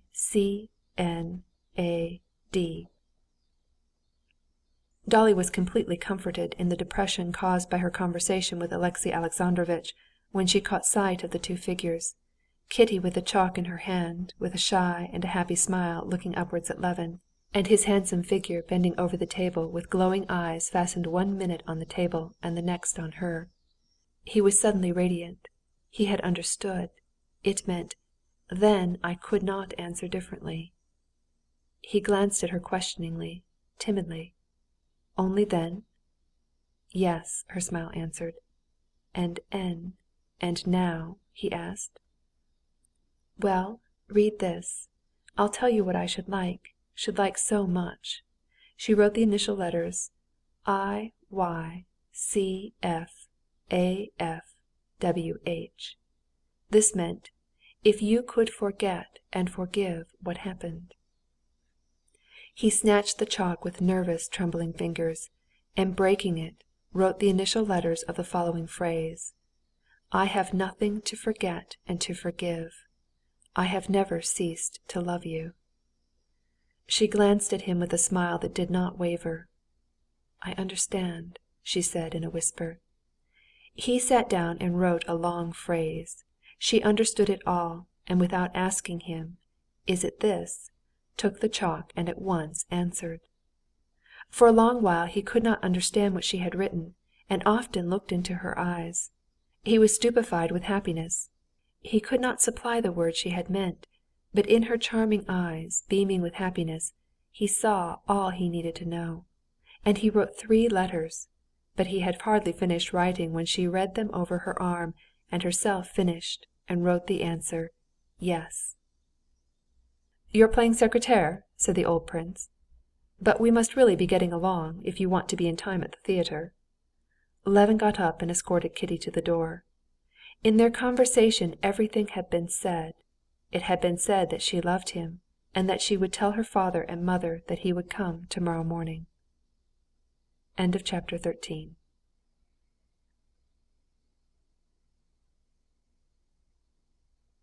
When Kitty had gone and Levin was left alone, he felt such uneasiness without her, and such an impatient longing to get as quickly as possible, to tomorrow morning, when he would see her again and be plighted to her forever, that he felt afraid, as though of death, of those 14 hours that he had to get through without her. It was essential for him to be with someone to talk to, so as not to be left alone, to kill time. Stepan Arkadyevitch would have been the companion most congenial to him, but he was going out, he said, to a soirée, in reality to the ballet. Levin only had time to tell him he was happy, and that he loved him, and would never, never forget what he had done for him. The eyes and the smile of Stepan Arkadyevitch showed Levin that he comprehended that feeling fittingly. "Oh, so it's not time to die yet?" said Stepan Arkadyevitch, pressing Levin's hand with emotion. "No," said Levin. Darya Alexandrovna, too, as she said good-bye to him, gave him a sort of congratulation, saying, "How glad I am you have met Kitty again. One must value old friends." Levin did not like these words of Darya Alexandrovna's. She could not understand how lofty and beyond her it all was, and she ought not to have dared to allude to it. Levin said good-bye to them, but, not to be left alone, he attached himself to his brother. "Where are you going?" I'm going to a meeting." "Well, I'll come with you. May I?" "What for?" "Yes, come along," said Sergey Ivanovitch, smiling. "What is the matter with you today?" "With me? Happiness is the matter with me," said Levin, letting down the window of the carriage they were driving in. "You don't mind? It's so stifling. It's happiness is the matter with me. Why is it you have never married?" Sergey Ivanovitch smiled. "I am very glad. She seems a nice Sergey Ivanovitch was beginning. "Don't say it! Don't say it!" shouted Levin, clutching at the collar of his fur coat with both hands, and muffling him up in it. "She's a nice girl" were such simple, humble words, so out of harmony with his feeling. Sergey Ivanovitch laughed outright, a merry laugh, which was rare with him. "Well, anyway, I may say that I'm very glad of it." "That you may do tomorrow. Tomorrow and nothing more. Nothing, nothing. Silence!" said Levin, and muffling him once more in his fur coat, he added, "I do like you so. Well, is it possible for me to be present at the meeting?" "Of course it is." "What is your discussion about today?" asked Levin, never ceasing smiling. They arrived at the meeting. Levin heard the secretary hesitatingly read the minutes, which he obviously did not himself understand, but Levin saw from his secretary's face what a good, nice, kind-hearted person he was. This was evident from his confusion and embarrassment in reading the minutes. Then the discussion began.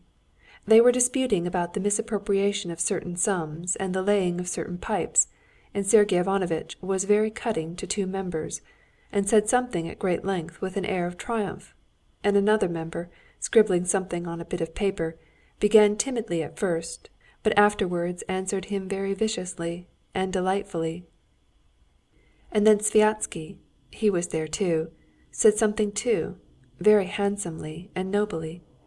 Levin listened to them and saw clearly that these missing sums and these pipes were not anything real, and that they were not at all angry, but were all the nicest, kindest people, and everything was as happy and charming as possible among them. They did no harm to anyone, and were all enjoying it. What struck Levin was that he could see through them all today, and from little, almost imperceptible signs knew the soul of each, and saw distinctly that they were all good at heart. And Levin himself in particular they were all extremely fond of that day. That was evident from the way they spoke to him, from the friendly, affectionate way even those he did not know looked at him. "Well, did you like it?" Sergey Ivanovitch asked him. "Very much. I never supposed it was so interesting. Capital! Splendid!" Sviazhsky went up to Levin and invited him to come round to tea with him. Levin was utterly at a loss to comprehend or recall what it was he had disliked in Sviazhsky, what he had failed to find in him. He was a clever and wonderfully good-hearted man. "Most delighted," he said, and asked after his wife and sister-in-law. And from a queer association of ideas, because in his imagination the idea of Sviazhsky's sister-in-law was connected with marriage, it occurred to him that there was no one to whom he could more suitably speak of his happiness, and he was very glad to go and see them. Sviazhsky questioned him about his improvements on his estate, presupposing, as he always did, that there was no possibility of doing anything not already done in Europe. And now this did not in the least annoy Levin. On the contrary, he felt that Sviazhsky was right, that the whole business was of little value, and he saw the wonderful softness and consideration with which Sviazhsky avoided fully expressing his correct view. The ladies of the Sviazhsky household were particularly delightful. It seemed to Levin that they knew all about it already and sympathized with him, saying nothing merely from delicacy. He stayed with them 1 hour, 2, 3, talking all sorts of subjects but the one thing that filled his heart, and did not observe that he was boring them dreadfully, and that it was long past their bedtime. Sviazhsky went with him into the hall, yawning and wondering at the strange humor his friend was in. It was past 1 o'clock. Levin went back to his hotel, and was dismayed at the thought that all alone now with his impatience he had 10 hours still left to get through. The servant, whose turn it was to be up all night, lighted his candles, and would have gone away, but Levin stopped him. This servant, Yegor, whom Levin had noticed before, struck him as a very intelligent, excellent, and above all, good-hearted man. "Why, Yegor, it's hard work not sleeping, isn't it?" "One's got to put up with it. It's part of our work, you see. In a gentleman's house it's easier, but then here one makes more." It appeared that Yegor had a family, 3 boys and a daughter, a sempstress whom he wanted to marry to a cashier in a saddler's shop. Levin, on hearing this, informed Yegor that, in his opinion, in marriage the great thing was love, and that with love one would always be happy, for happiness rests only on oneself. Yegor listened attentively, and obviously quite took in Levin's idea, but by way of assent to it he enunciated, greatly to Levin's surprise, the observation that when he had lived with good masters he had always been satisfied with his masters, and now was perfectly satisfied with his employer, though he was a Frenchman. "Wonderfully good-hearted fellow," thought Levin. "Well, but you yourself, Yegor, when you got married, did you love your wife?" "Aye, and why not?" responded Yegor. And Levin saw that Yegor too was in an excited state and intending to express all his most heartfelt emotions. "My life too has been a wonderful one. From a child up," he was beginning with flashing eyes, apparently catching Levin's enthusiasm, just as people catch yawning. But at that moment a ring was heard. Yegor departed, and Levin was left alone.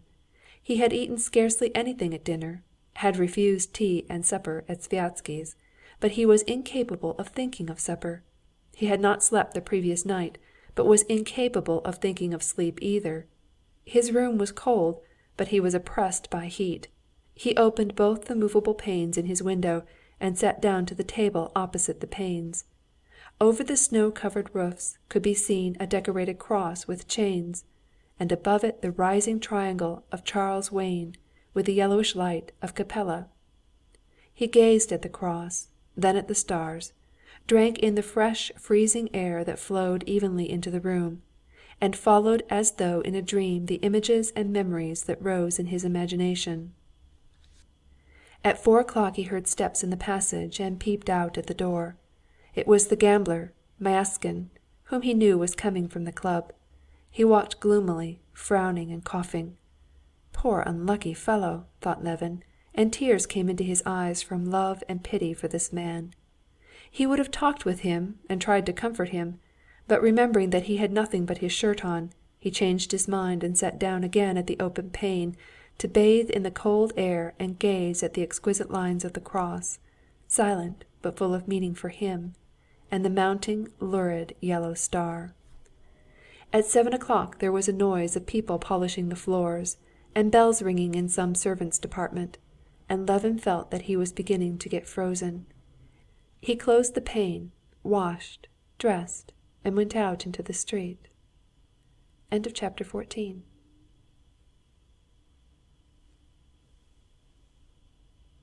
The streets were still empty.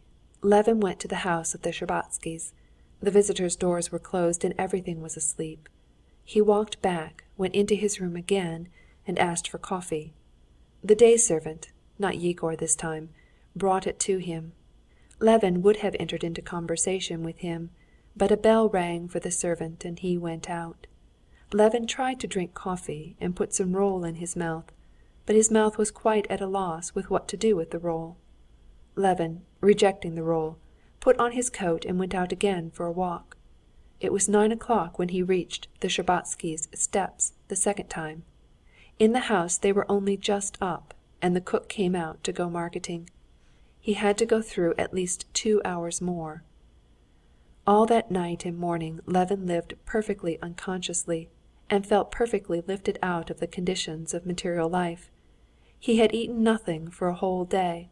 He had not slept for 2 nights. He had spent several hours undressed in the frozen air, and felt not simply fresher and stronger than ever, but felt utterly independent of his body.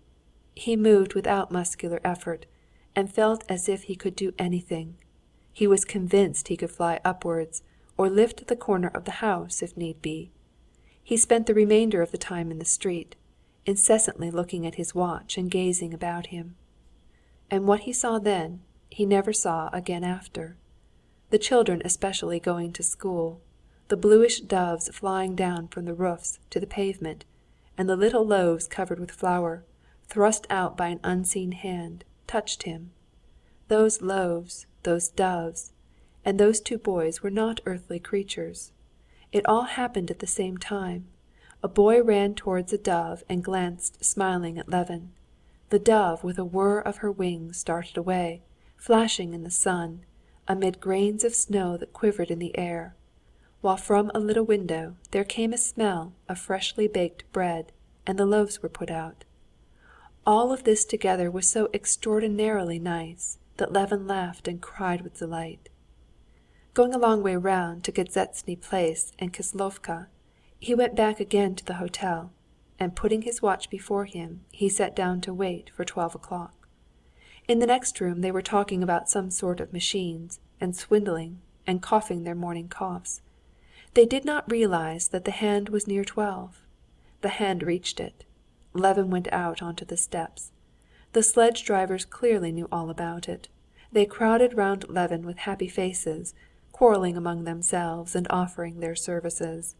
Trying not to offend the other sledge drivers, and promising to drive with them too, Levin took one and told him to drive to the Shtcherbatskys'. The sledge driver was splendid in a white shirt collar sticking out over his overcoat and into his strong, full-bodied red neck. The sledge was high and comfortable, and altogether such a one as Levin had never drove in after, and the horse was a good one, and tried to gallop, but didn't seem to move.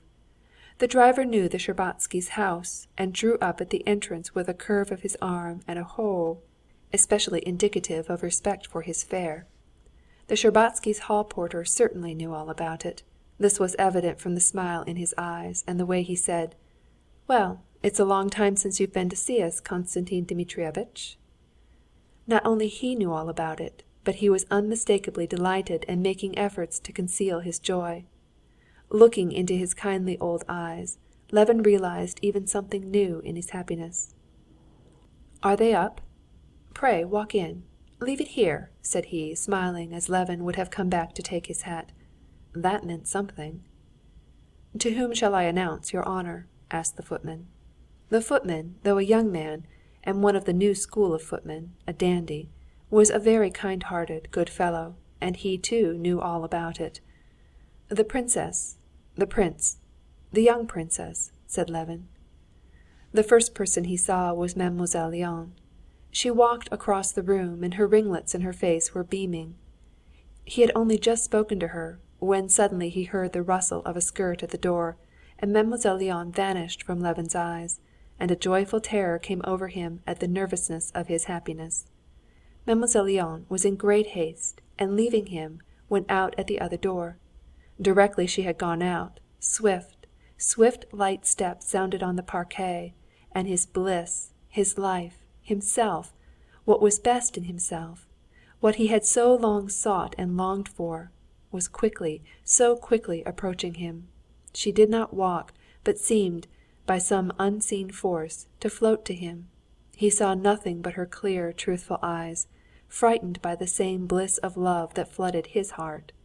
Those eyes were shining nearer and nearer, blinding him with their light of love. She stopped still close to him, touching him. Her hands rose and dropped onto his shoulders. She had done all she could. She had run up to him and given herself up entirely, shy and happy. He put his arms round her and pressed his lips to her mouth that sought his kiss. She too had not slept all night, and had been expecting him all the morning. Her father and mother had consented without demur, and were happy in her happiness. She had been waiting for him. She wanted to be the first to tell him her happiness and his. She had got ready to see him alone, and had been delighted at the idea, and had been shy and ashamed, and did not know herself what she was doing. She had heard his steps and voice, and had waited at the door for Mademoiselle Linon to go. Mademoiselle Linon had gone away. Without thinking, without asking herself how and what, she had gone up to him, and did as she was doing.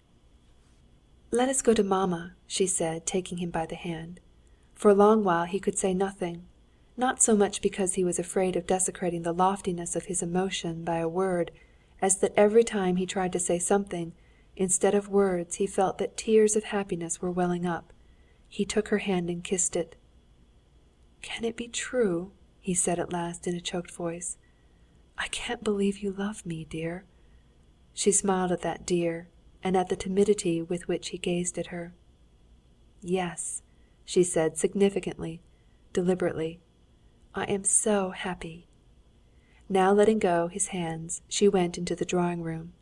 The princess, seeing them, breathed quickly, and immediately began to cry, and then immediately began to laugh, and with a vigorous step Levin had not expected, ran up to him, and hugging his head, kissed him, wetting his cheeks with her tears.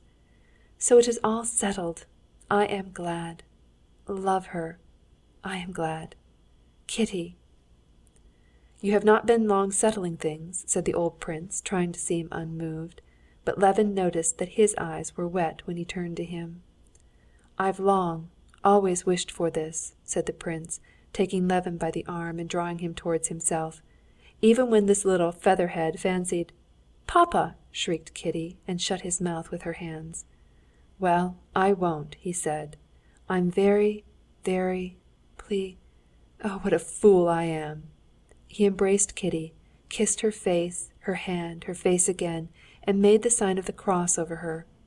And there came over Levin a new feeling of love for this man, till then so little known to him, when he saw how slowly and tenderly Kitty kissed his muscular hand. End of chapter 15.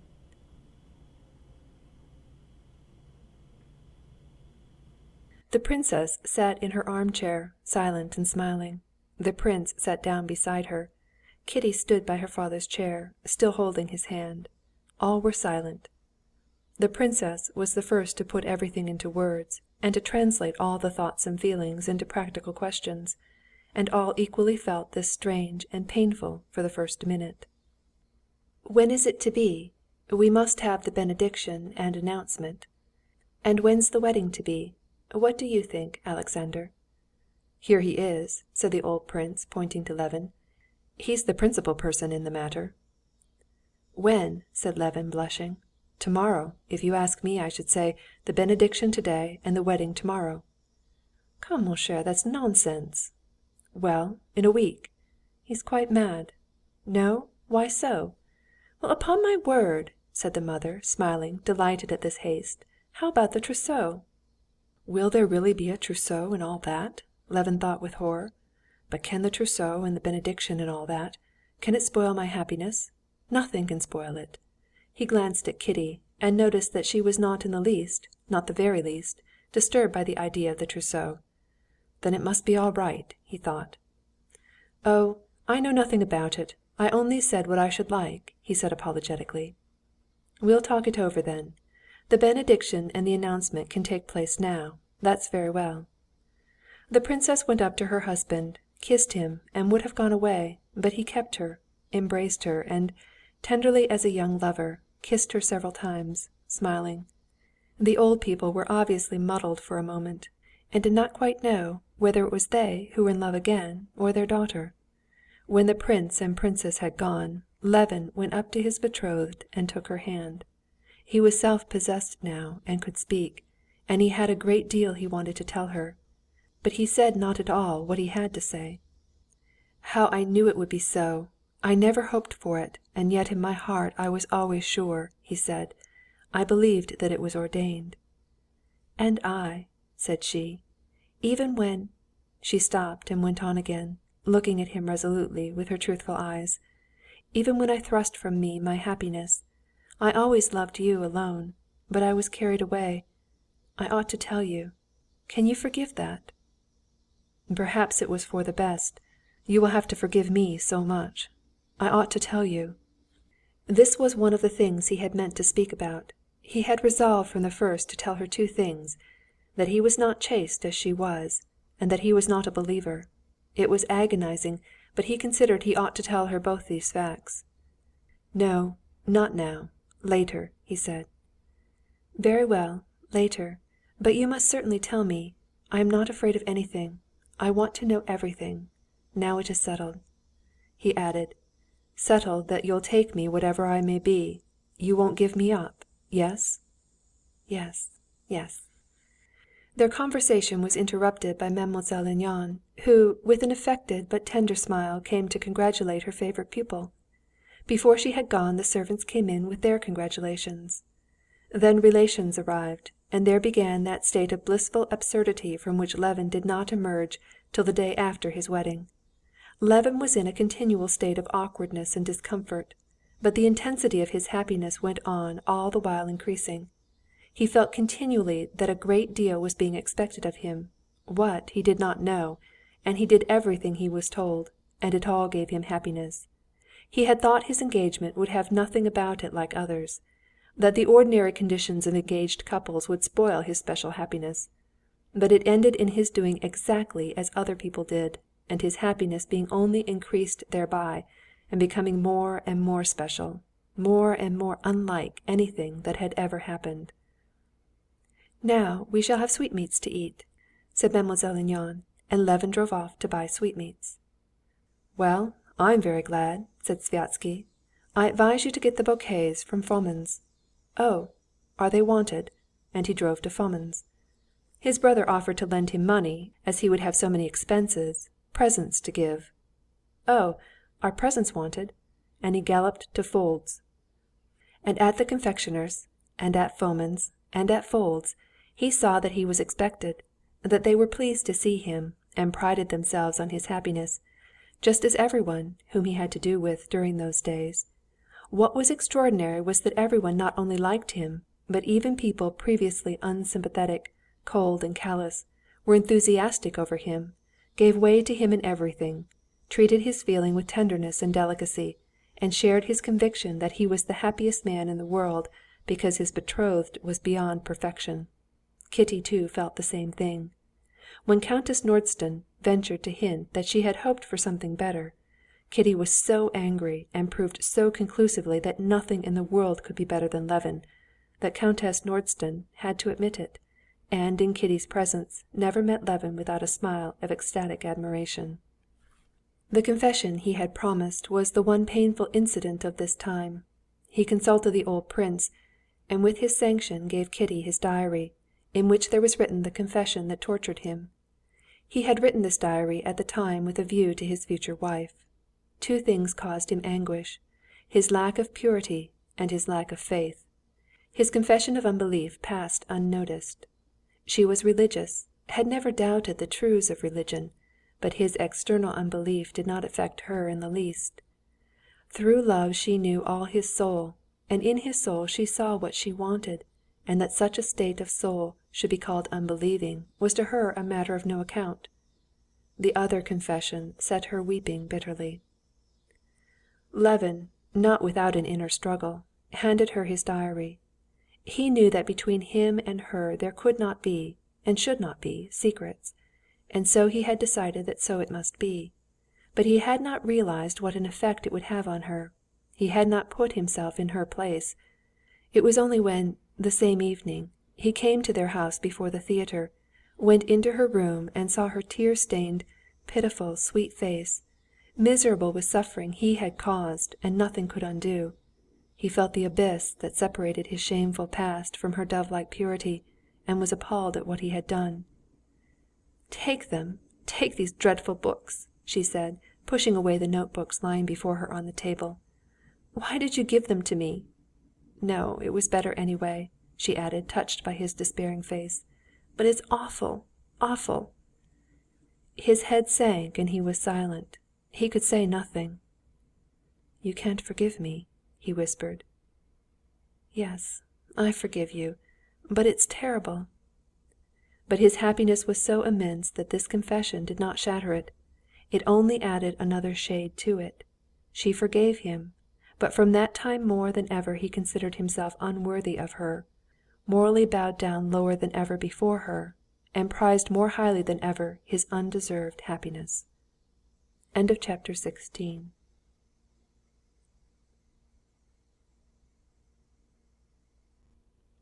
Unconsciously going over in his memory the conversations that had taken place during and after dinner, Alexey Alexandrovitch returned to his solitary room.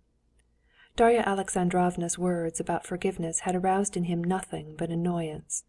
The applicability or non-applicability of the Christian precept to his own case was too difficult a question to be discussed lightly, and this question had long ago been answered by Alexey Alexandrovitch in the negative. Of all that had been said, what stuck most in his memory was the phrase of a stupid, good-natured Turovtsin. Acted like a man he did, called him out and shot him. Everyone had apparently shared this feeling, though from politeness they had not expressed it. But the matter is settled, it's useless thinking about it, Alexey Alexandrovitch told himself, and thinking of nothing but the journey before him and the revision work he had to do, he went into his room and asked the porter who escorted him where his man was. The porter said that the man had only just gone out. Alexey Alexandrovitch ordered tea to be sent him, sat down to the table, and taking the guide-book, began considering the route of his journey. 2 telegrams, said his manservant, coming into the room. I beg your pardon, your Excellency. I'd only just that minute gone out. Alexey Alexandrovitch took the telegrams and opened them. The first telegram was the announcement of Stremov's appointment to the very post Karenin had coveted. Alexey Alexandrovitch flung the telegram down, and flushing a little, got up and began to pace up and down the room. Quos vult pedere dementat, he said, meaning by the quos the persons responsible for this appointment. He was not so much annoyed that he had not received the post, that he had been conspicuously passed over, but it was incomprehensible, amazing to him that they did not see the wordy phrase-manager Stremov as the last man fit for it. How could they fail to see how they were ruining themselves, lowering their prestige by this appointment? Something else in the same line, he said to himself bitterly, opening the second telegram. The telegram was from his wife. Her name, written in blue pencil, Anna, was the first thing that caught his eye. I am dying. I beg, I implore you to come. I shall die easier with your forgiveness, he read. He smiled contemptuously and flung down the telegram. That this was a trick and a fraud, of that, he thought for the first minute, there could be no doubt. There is no deceit she would stick at. She was near her confinement. Perhaps it is the confinement. But what can be their aim? To legitimize the child, to compromise me, and prevent a divorce, he thought. But something was said in it. I am dying. He read the telegram again, and suddenly the plain meaning of what was said in it struck him.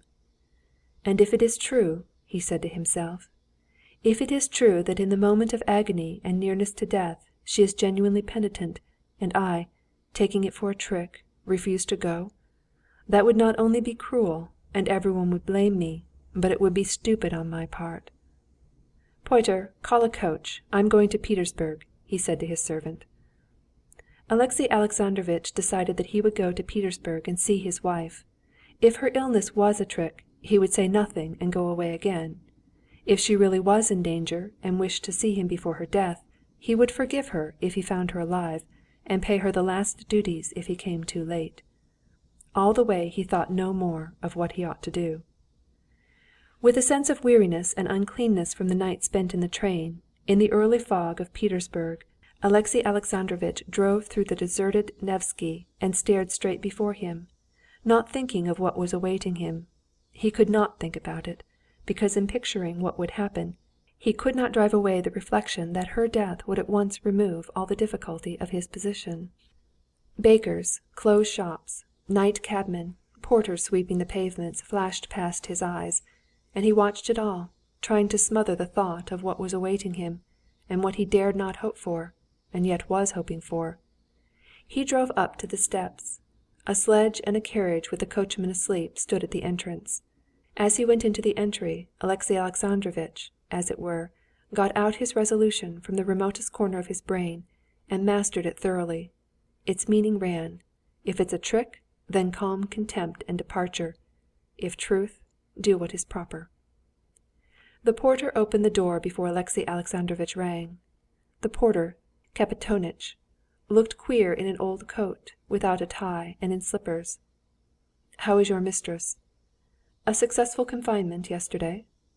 Alexey Alexandrovitch stopped short and turned white. He felt distinctly now how intensely he had longed for her death. "And how is she?" Korney, in his morning apron, ran downstairs.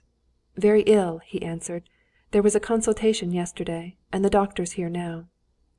"Take my things," said Alexey Alexandrovitch, and feeling some relief at the news that there was still hope of her death, he went into the hall.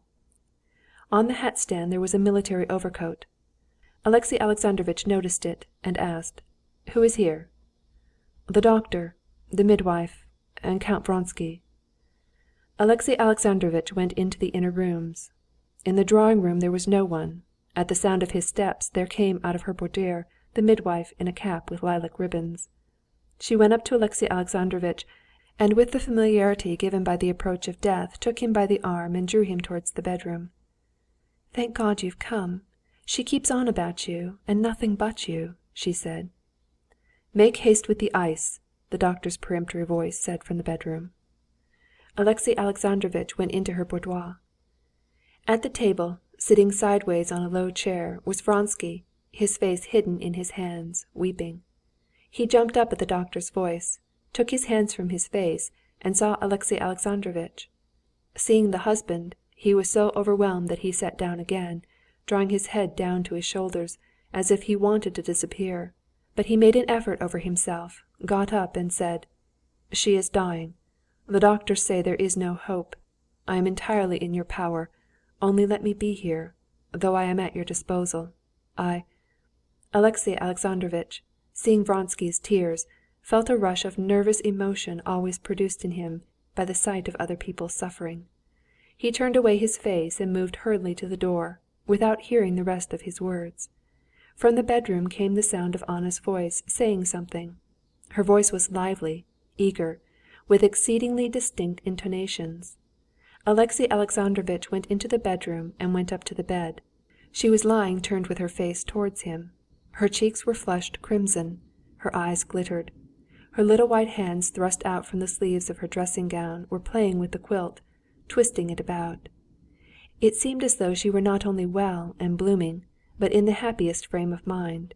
She was talking rapidly, musically, and with exceptionally correct articulation and expressive intonation. "For Alexey, I am speaking of Alexey Alexandrovitch. What a strange and awful thing that both are Alexey, isn't it? Alexey would not refuse me. I should forget. He would forgive. But why doesn't he come? He's so good he doesn't know himself how good he is. Ah, my God, what agony! Give me some water, quick. Oh, that will be bad for her, my little girl. Oh, very well then, give her to a nurse. Yes, I agree. It's better, in fact. He'll be coming. It will hurt him to see her. Give her to the nurse." "Anna Arkadyevna, he has come. He is here," said the midwife, trying to attract her attention to Alexey Alexandrovitch. "Oh, what nonsense!" Anna went on, not seeing her husband. "No, give her to me. Give me my little one. He has not come yet. You say he won't forgive me, because you don't know him. No one knows him. I'm the only one. And it was hard for me even. His eyes I ought to know. Seryozha has the same eyes, and I can't bear to see them because of it. Has Seryozha had his dinner? I know everyone will forget him. He would not forget. Seryozha must be moved into the corner room, and Mariette must be asked to sleep with him." All of a sudden she shrank back, was silent, and in terror, as though expecting a blow, as though to defend herself, she raised her hands to her face. She had seen her husband. "No, no!" she began. "I am not afraid of him. I am afraid of death. Alexey, come here. I am in a hurry, because I've no time. I've not long left to live. The fever will begin directly, and I shall understand nothing more. Now I understand. I understand it all. I see it all." Alexey Alexandrovitch's wrinkled face wore an expression of agony. He took her by the hand and tried to say something, but he could not utter it. His lower lip quivered, but he still went on struggling with his emotion, and only now and then glanced at her. And each time he glanced at her he saw her eyes gazing at him with such passionate and triumphant tenderness as he had never seen in them. "Wait a minute, you don't know. Stay a little, stay." She stopped, as though collecting her ideas. "Yes," she began. "Yes, yes, yes, this is what I wanted to say. Don't be surprised at me. I'm still the same, but there is another woman in me. I'm afraid of her. She loved that man, and I tried to hate you, and could not forget about her that used to be. I'm not that woman. Now I'm my real self, all myself. I'm dying now. I know I shall die. Ask him. Even now I feel, see here, the weights on my feet, on my hands, on my fingers. My fingers, see how huge they are? But this will soon all be over. Only one thing I want. Forgive me quite. I'm terrible, but my nurse used to tell me, the holy martyr, what was her name? She was worse. And I'll go to Rome. There's a wilderness, and there I shall be no trouble to anyone. Only I'll take Seryozha and the little one. No, you can't forgive me. I know. It can't be forgiven. No, go away. You're too good." She held his hand in one burning hand, while she pushed him away with the other. The nervous agitation of Alexey Alexandrovitch kept increasing, and he had by now reached such a point that he ceased to struggle with it. He suddenly felt that what he had regarded as nervous agitation was on the contrary a blissful spiritual condition that gave him all at once a new happiness he had never known. He did not think that the Christian law that he had been all his life trying to follow, enjoined on him to forgive and love his enemies, but a glad feeling of love and forgiveness for his enemies filled his heart. He knelt down and laying his head on the curve of her arm, which burned him as with fire through the sleeve, he sobbed like a little child. She put her arm around his head, moved towards him, and with defiant pride lifted up her eyes. "That is he. I knew him. Now, forgive me, everyone, forgive me. They've come again. Why don't they go away? Oh, take these cloaks off me." The doctor unloosed her hands, carefully laying her on the pillow, and covering her up to the shoulders. She lay back submissively, and looked before her with beaming eyes. "Remember one thing, that I needed nothing but forgiveness, and I want nothing more. Why doesn't he come?" she said, turning to the door toward Vronsky. Do come! Give him your hand." Vronsky came to the side of the bed, and seeing Anna, again hid his face in his hands. "Uncover your face. Look at him. He's a saint," she said. "Oh, uncover your face! Do uncover it!" she said angrily. "Alexey Alexandrovitch, do uncover his face. I want to see him." Alexey Alexandrovitch took Vronsky's hands and drew them away from his face, which was awful with the expression of agony and shame upon it. "Give him your hand. Forgive him." Alexey Alexandrovitch gave him his hand, not attempting to restrain the tears that streamed from his eyes. Thank God, she said. "Now everything is ready. Only to stretch my legs a little. There, that's capital. How badly these flowers are done. Not a bit like a violet," she said, pointing to the hangings. My God, when will it end? Give me some morphine, doctor. Give me some morphine. Oh, my God. And she tossed about on the bed. The doctor said that it was perpetual fever, and that it was 99 chances in 100 it would end in death. The whole day long there was fever, delirium, and unconsciousness. At midnight the patient lay without consciousness and almost without pulse. The end was expected every minute. Vronsky had gone home, but in the morning he came to inquire, and Alexey Alexandrovitch, meeting him in the hall, said, "Better stay, she might ask for you," and himself led him to his wife's boudoir. Towards morning there was a return again of excitement, rapid thought and talk, and again it ended in unconsciousness. On the third day it was the same thing, and the doctors said there was hope. That day Alexey Alexandrovitch went into the boudoir where Vronsky was sitting, and closed the door and sat down opposite him. "Alexey Alexandrovitch," said Vronsky, feeling that a statement of the position was coming, "I can't speak. I can't understand. Spare me. However hard this is for you, believe me, it is more terrible for me." He would have risen, but Alexey Alexandrovitch took him by the hand and said, "I beg you to hear me out. It is necessary. I must explain my feelings, the feelings that have guided me and will guide me, so that you may not be in error regarding me. You know I had resolved on a divorce, and had even begun to take proceedings. I won't conceal from you that in beginning this I was in uncertainty, I was in misery. I will confess that I was pursued by a desire to revenge myself on you and on her. When I got the telegram, I came here with the same feelings. I will say more, I longed for her death. But—" he paused, pondering whether to disclose or not disclose his feelings to him. "But I saw her and forgave her, and the happiness of forgiveness has revealed to me my duty. I forgive completely. I would offer the other cheek, I would give my cloak if my cloak be taken. I pray to God only not to take from me the bliss of forgiveness." Tears stood in his eyes, and the luminous, serene look in them impressed Vronsky. "This is my position. You can trample me in the mud, make me the laughing-stock of the world. I will not abandon her, and I will never utter a word of reproach to you," Alexey Alexandrovitch went on. "My duty is clearly marked for me. I ought to be with her, and I will be. If she wishes to see you, I will let you know. But now I suppose it would be better for you to go away." He got up, and sobs cut short his words. Vronsky too was getting up, and in a stooping, not yet erect posture, looked up at him from under his brows. He did not understand Alexey Alexandrovitch's feelings, but he felt that it was something higher and even unattainable for him with his view of life. End of chapter 17.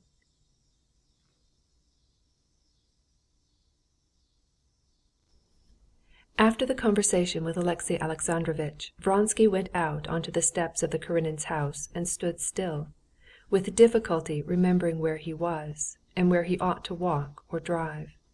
He felt disgraced, humiliated, guilty, and deprived of all possibility of washing away his humiliation.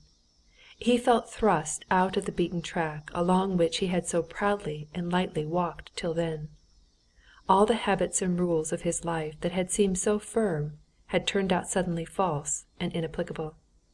The betrayed husband, who had figured till that time as a pitiful creature, an incidental and somewhat ludicrous obstacle to his happiness, had suddenly been summoned by her herself, elevated to an awe-inspiring pinnacle, and on that pinnacle that husband had shown himself, not malignant, not false, not ludicrous, but kind and straightforward and large. Vronsky could not but feel this, and the parts were suddenly reversed. Vronsky felt his elevation and his own abasement, his truth and his own falsehood. He felt that the husband was magnanimous even in his sorrow, while he had been base and petty in his deceit. But this sense of his own humiliation before the man he had unjustly despised made up only a small part of his misery. He felt unutterably wretched now, for his passion for Anna, which had seemed to him of late to be growing colder, now that he knew he had lost her forever, was stronger than ever it had been. He had seen all of her in her illness, had come to know her very soul, and it seemed to him that he had never loved her till then. And now, when he had learned to know her, to love her as she should be loved, he had been humiliated before her, and had lost her forever, leaving with her nothing of himself but a shameful memory. Most terrible of all had been his ludicrous, shameful position when Alexey Alexandrovitch had pulled his hands away from his humiliated face. He stood on the steps of the Karenins' house like one distraught, and did not know what to do. "A sledge, sir?" asked the porter. "Yes, a sledge." On getting home, after 3 sleepless nights, Vronsky, without undressing, lay down flat on the sofa, clasping his hands and laying his head on them. His head was heavy. Images, memories, and ideas of the strangest description followed one another with extraordinary rapidity and vividness. First it was the medicine he had poured out for the patient and spilt over the spoon, then the midwife's white hands, then the queer posture of Alexey Alexandrovitch on the floor beside the bed. "To sleep, to forget," he said to himself with the serene confidence of a healthy man that if he is tired and sleepy he will go to sleep at once. And the same instant his head did begin to feel drowsy, and he began to drop off into forgetfulness. The waves of the sea of unconsciousness had begun to meet over his head, when all at once, it was as though a violent shock of electricity had passed over him. He started so that he leaped up on the springs of the sofa, and leaning on his arms, got in a panic onto his knees. His eyes were wide open as though he had never been asleep. The heaviness in his head and the weariness in his limbs that he had felt a minute before had suddenly gone. "You may trample me in the mud." He heard Alexey Alexandrovitch's words, and saw him standing before him, and saw Anna's face with its burning flush and glittering eyes, gazing with love and tenderness, not at him, but at Alexey Alexandrovitch. He saw his own, as he fancied, foolish and ludicrous figure when Alexey Alexandrovitch took his hands away from his face. He stretched out his legs again and flung himself on the sofa, in the same position, and shut his eyes. "To sleep, to forget," he repeated to himself, but with his eyes shut he saw more distinctly than ever Anna's face as it had been on the memorable evening before the races. "This is not and will not be, and she wants to wipe it out of her memory, but I cannot live without it. How can we be reconciled? How can we be reconciled?" he said aloud, and unconsciously began to repeat these words. This repetition checked the rising up of fresh images and memories, which he felt were thronging in his brain. But repeating words did not check his imagination for long. Again, in extraordinarily rapid succession, his best moments rose before his mind, and then his recent humiliation. "Take away his hands," Anna's voice says. He takes away his hands and feels the shame-struck and idiotic expression of his face. He still lay down, trying to sleep, though he felt there was not the smallest hope of it, and kept repeating stray words from some chain of thought, trying by this to check the rising flood of fresh images. He listened, and heard in a strange, mad whisper words repeated. "I did not appreciate it, did not make enough of it. I did not appreciate it, did not make enough of it." "What's this? Am I going out of my mind?" he said to himself. "Perhaps. What makes men go out of their minds? What makes men shoot themselves?" He answered himself, and opening his eyes, he saw with wonder an embroidered cushion beside him, worked by Varya, his brother's wife. He touched the tassel of the cushion, and tried to think of Varya, of when he had seen her last, but to think of anything extraneous was an agonizing effort. "No, I must sleep." He moved the cushion up and pressed his head into it, but he had to make an effort to keep his eyes shut. He jumped up and sat down. "That's all over for me," he said to himself. "I must think what to do. What is left?" His mind rapidly ran through his life apart from his love of Anna. Ambition, Serpuhovskoy, society, the court. He could not come to a pause anywhere. All of it had had meaning before, but now there was no reality in it. He got up from the sofa, took off his coat, undid his belt, and uncovering his hairy chest to breathe more freely, walked up and down the room.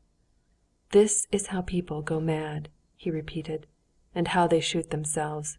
To escape humiliation," he added slowly. He went to the door and closed it. Then with fixed eyes and clenched teeth he went up to the table, took a revolver, looked round him, turned it to a loaded barrel, and sank into thought. For 2 minutes, his head bent forward with an expression of an intense effort of thought, he stood with the revolver in his hand, motionless, thinking. "Of course," he said to himself, as though a logical, continuous, and clear chain of reasoning had brought him to an indubitable conclusion.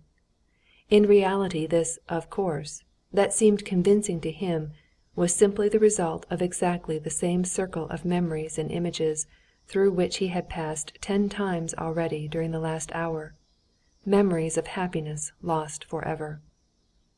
There was the same conception of the senselessness of everything to come in life, the same consciousness of humiliation. Even the sequence of these images and emotions was the same.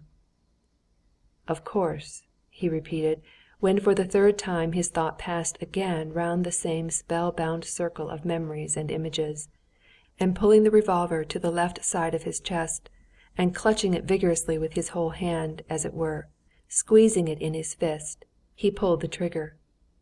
He did not hear the sound of the shot, but a violent blow on his chest sent him reeling.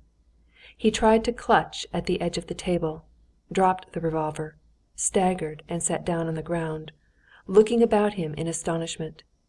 He did not recognize his room. Looking up from the ground, at the bent legs of the table, at the waste-paper basket, at the tiger-skin rug. The hurried, creaking steps of his servant coming through the drawing-room brought him to his senses. He made an effort at thought, and was aware that he was on the floor, and seeing his blood on the tiger-skin rug and on his arm, and he knew he had shot himself. "Idiotic! Missed!" he said, fumbling after the revolver. The revolver was close beside him.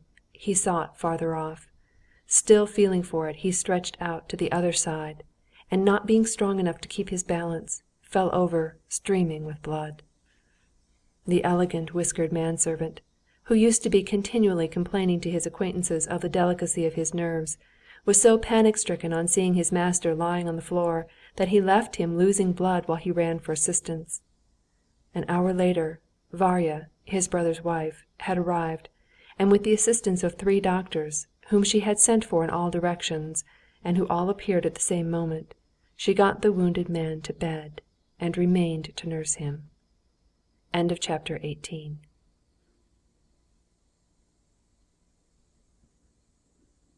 The mistake made by Alexey Alexandrovitch in that, when preparing for seeing his wife, he had overlooked the possibility that her repentance might be sincere, and he might forgive her, and she might not die. This mistake was 2 months after his return from Moscow brought home to him in all its significance. But the mistake made by him had arisen not simply from his having overlooked that contingency, but also from the fact that until that day of his interview with his dying wife, he had not known his own heart. At his sick wife's bedside he had for the first time in his life given way to that feeling of sympathetic suffering always roused in him by the sufferings of others, and hitherto looked on him with shame as a harmful weakness. And pity for her, and remorse for having desired her death, and most of all, the joy of forgiveness, made him at once conscious, not simply of the relief of his own sufferings, but of a spiritual peace he had never experienced before. He suddenly felt that the very thing that was the source of his sufferings had become the source of his spiritual joy, that what had seemed insoluble while he was judging, blaming, and hating had become clear and simple when he forgave and loved. He forgave his wife and pitied her for her sufferings and her remorse. He forgave Vronsky and pitied him, especially after reports reached him of his despairing action. He felt more for his son than before, and he blamed himself now for having taken too little interest in him.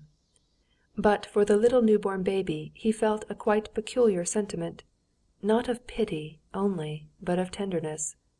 At first, from a feeling of compassion alone, he had been interested in the delicate little creature, who was not his child, and who was cast on one side during her mother's illness, and would certainly have died if he had not troubled about her. And he did not himself observe how fond he became of her.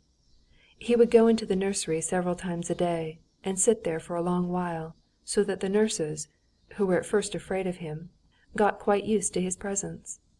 Sometimes for half an hour at a stretch he would sit silently gazing at the saffron-red, downy, wrinkled face of the sleeping baby, watching the movements of the frowning brows, and the fat little hands with clenched fingers that rubbed the little eyes and nose. At such moments particularly, Alexey Alexandrovitch had a sense of perfect peace and inward harmony, and saw nothing extraordinary in his position, nothing that ought to be changed. But as time went on he saw more and more distinctly that however natural the position now seemed to him, he would not long be allowed to remain in it. He felt that besides the blessed spiritual force controlling his soul, there was another, a brutal force, as powerful or more powerful, which controlled his life, and that this force would not allow him that humble peace he longed for. He felt that everyone was looking at him with inquiring wonder, that he was not understood, that something was expected of him. Above all, he felt the instability and unnaturalness of his relations with his wife. When the softening effect of the near approach of death had passed away, Alexey Alexandrovitch began to notice that Anna was afraid of him, ill at ease with him, and could not look him straight in the face. She seemed to be wanting, and not daring, to tell him something.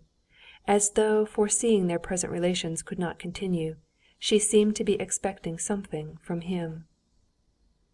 Towards the end of February it happened that Anna's baby daughter, who had been named Anna too, fell ill.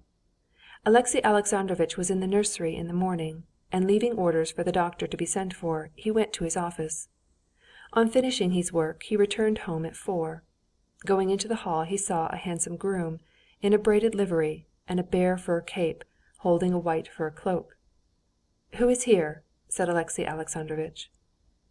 "Princess Elizaveta Fedorovna Tverskaya," the groom answered, and it seemed to Alexey Alexandrovitch that he grinned. During all this difficult time Alexey Alexandrovitch had noticed that his worldly acquaintances, especially women, took a peculiar interest in him and his wife. All these acquaintances he observed with difficulty concealing their mirth at something. The same mirth he had perceived in the lawyer's eyes, and just now in the eyes of this groom. Everyone seemed, somehow, hugely delighted, as though they had just been at a wedding. When they met him, with ill-disguised enjoyment they inquired after his wife's health. The Princess Tverskaya was unpleasant to Alexey Alexandrovitch from the memories associated with her, and also because he disliked her, and he went straight to the nursery. In the day nursery Seryozha, leaning on the table with his legs on a chair, was drawing and chatting away merrily. The English governess, who had during Anna's illness replaced the French one, was sitting near the boy knitting a shawl. She hurriedly got up, curtsied, and pulled Seryozha. Alexey Alexandrovitch stroked his son's hair, answered the governess's inquiries about his wife, and asked what the doctor had said of the baby. "The doctor said it was nothing serious, and he ordered a bath, sir." "But she is in pain," said Alexey Alexandrovitch, listening to the baby's screaming in the next room. "I think it's the wet nurse, sir," the Englishwoman said firmly. "What makes you think so?" he asked, stopping short. "It's just as it was at the Countess Paul's, sir. They gave the baby medicine, and it turned out that the baby was simply hungry. The nurse had no milk, sir." Alexey Alexandrovitch pondered, and, after standing still a few seconds, he went in at the other door. The baby was lying with its head thrown back, stiffening itself in the nurse's arms, and would not take the plump breast offered it, and it never ceased screaming in spite of the double hushing of the wet nurse and the other nurse who was bending over her. "Still no better?" said Alexey Alexandrovitch. "She's very restless," answered the nurse in a whisper. "Miss Edwards says that perhaps the wet nurse has no milk," he said. "I think so too, Alexey Alexandrovitch." "Then why didn't you say so?" "Who's one to say it to? Anna Arkadyevna's still ill," said the nurse discontentedly. The nurse was an old servant of the family, and in her simple words there seemed to Alexey Alexandrovitch an allusion to his position. The baby screamed louder than ever, struggling and sobbing. The nurse, with a gesture of despair, went to it, took it from the wet nurse's arms, and began walking up and down, rocking it. "You must ask the doctor to examine the wet nurse," said Alexey Alexandrovitch. The smartly dressed and healthy-looking nurse, frightened at the idea of losing her place, muttered something to herself, and covering her bosom, smiled contemptuously at the idea of doubts being cast on her abundance of milk. In that smile, too, Alexey Alexandrovitch saw a sneer at his position. "Luckless child," said the nurse, hushing the baby, and still walking up and down with it. Alexey Alexandrovitch sat down, and with a despondent and suffering face watched the nurse walking to and fro. When the child at last was still, and had been put in a deep bed, and the nurse, after smoothing the little pillow, had left her, Alexey Alexandrovitch got up, and walking awkwardly on tiptoe, approached the baby. For a minute he was still, and with the same despondent face gazed at the baby. But all at once a smile, that moved his hair and the skin of his forehead, came out of his face, and he went softly out of the room. In the dining room he rang the bell, and told the servant who came in to send again for the doctor. He felt vexed with his wife for not being anxious about this exquisite baby, and in this vexed humor he had no wish to go to her. He had no wish either to see Princess Betsy. But his wife might wonder why he did not go to her as usual, and so, overcoming his disinclination, he went towards the bedroom. As he walked over the soft rug towards the door, he could not help overhearing a conversation he did not want to hear. "If he hadn't been going away, I could have understood your answer, and his too. But your husband ought to be above that," Betsy was saying. "It's not for my husband. For myself I don't wish it. Don't say that," answered Anna's excited voice. "But you must care to say good‐bye to a man who has shot himself on your account." "That's just why I don't want to." With a dismayed and guilty expression, Alexey Alexandrovitch stopped and would have gone back unobserved, but reflecting that this would be undignified, he turned back again, and clearing his throat, he went up to the bedroom. The voices were silent, and he went in. Anna, in a grey dressing-gown, with a crop of short clustering black curls on her round head, was sitting on a settee. The eagerness died out of her face, as it always did, at the sight of her husband. She dropped her head and looked round uneasily at Betsy. Betsy, dressed in the height of the latest fashion, in a hat that towered somewhere over her head like a shade on a lamp, in a blue dress with violet crosswise strips slanting one way on the bodice and the other on the skirt, was sitting beside Anna, her tall flat figure held erect. Bowing her head, she greeted Alexey Alexandrovitch with an ironical smile. "Ah," she said, as though surprised, "I'm very glad you're at home. You never put in an appearance anywhere, and I haven't seen you ever since Anna has been ill. I have heard all about it, your anxiety. Yes, you're a wonderful husband," she said, with a meaning and affable air, as though she were bestowing an order of magnanimity on him for his conduct to his wife. Alexey Alexandrovitch bowed frigidly, and kissing his wife's hand, asked how she was. "Better, I think," she said, avoiding his eyes. "But you've rather a feverish-looking color," he said, laying stress on the word feverish. "We've been talking too much," said Betsy. "I feel it's selfishness on my part, and I am going away." She got up, but Anna, suddenly flushing, quickly caught at her hand. "No, wait a minute, please. I must tell you. No, you," she turned to Alexey Alexandrovitch, and her neck and brow were suffused with crimson. "I won't and can't keep anything secret from you," she said. Alexey Alexandrovitch cracked his fingers and bowed his head. "Betsy's been telling me that Count Vronsky wants to come here, to say good‐bye, before his departure for Tashkend." She did not look at her husband, and was evidently in haste to have everything out, however hard it might be for her. "I told her I could not receive him." "You said, my dear, that it would depend on Alexey Alexandrovitch," Betsy corrected her. "Oh, no, I can't receive him. And what object would there...." She stopped suddenly, and glanced inquiringly at her husband. He did not look at her. "In short, I don't wish it." Alexey Alexandrovitch advanced and would have taken her hand. Her first impulse was to jerk back her hand from the damp hand with big swollen veins that sought hers, but with an obvious effort to control herself, she pressed his hand. "I am very grateful to you for your confidence, but," he said, feeling with confusion and annoyance that what he could decide easily and clearly by himself, he could not discuss before Princess Tverskaya, who to him stood for the incarnation of that brute force which would inevitably control him in the life he led in the eyes of the world, and hinder him from giving way to his feeling of love and forgiveness. He stopped short, looking at Princess Tverskaya. "Well, good‐bye, my darling," said Betsy, getting up. She kissed Anna and went out. Alexey Alexandrovitch escorted her out. "Alexey Alexandrovitch, I know you are a truly magnanimous man," said Betsy, stopping in the little drawing-room, and with special warmth shaking hands with him once more. "I am an outsider, but I so love her and respect you that I venture to advise. Receive him. Alexey Vronsky is the soul of honor, and he is going away to Tashkend." "Thank you, princess, for your sympathy and advice. But the question of whether my wife can or cannot see anyone, she must decide herself." He said this from habit, lifting his brows with dignity, and reflecting immediately that whatever his words might be, there could be no dignity in his position. And he saw this by the suppressed, malicious, an ironical smile with which Betsy glanced at him after this phrase. Chapter 19.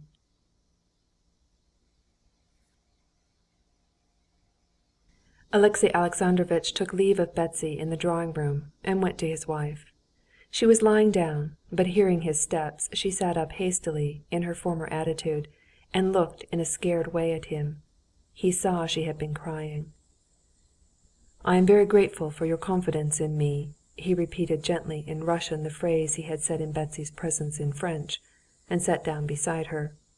When he spoke to her in Russian, using the Russian thou of intimacy and affection, it was insufferably irritating to Anna. "And I am very grateful for your decision. I, too, imagine that since he is going away, there is no sort of necessity for Count Vronsky to come here. However, if—" "But I've said so already, so why repeat it?" Anna suddenly interrupted him with an irritation she could not succeed in repressing.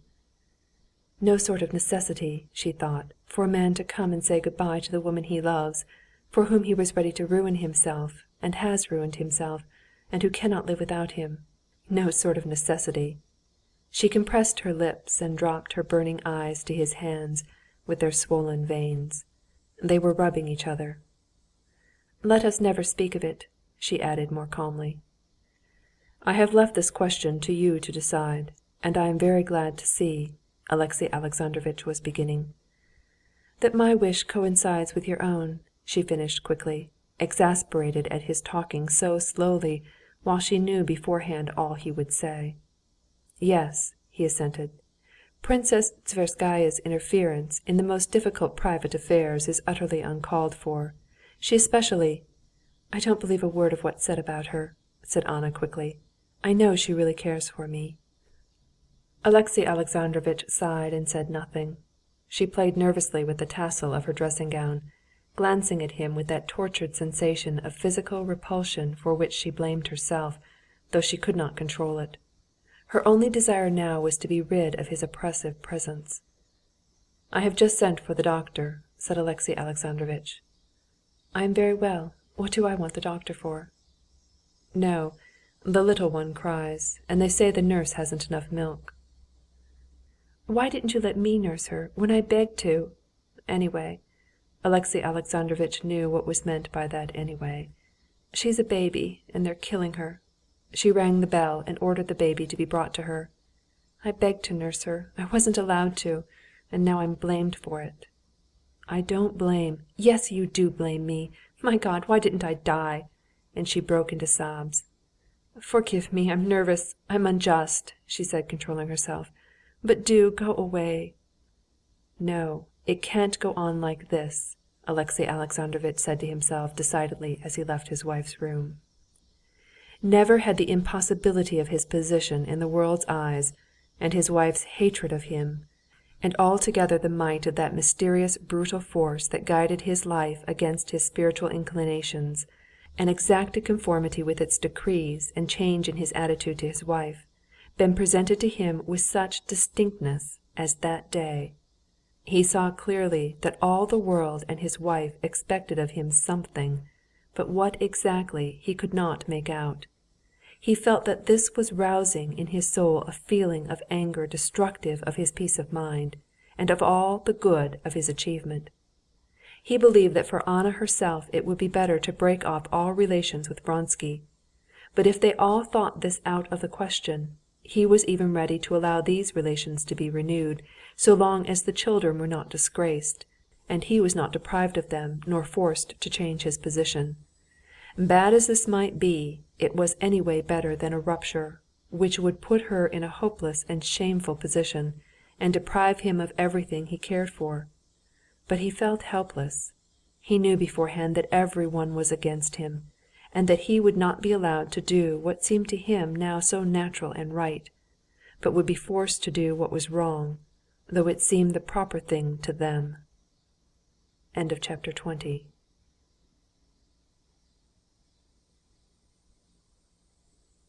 Before Betsy had time to walk out of the drawing-room, she was met in the doorway by Stepan Arkadyevitch, who had just come from Yeliseev's, where consignment of fresh oysters had been received.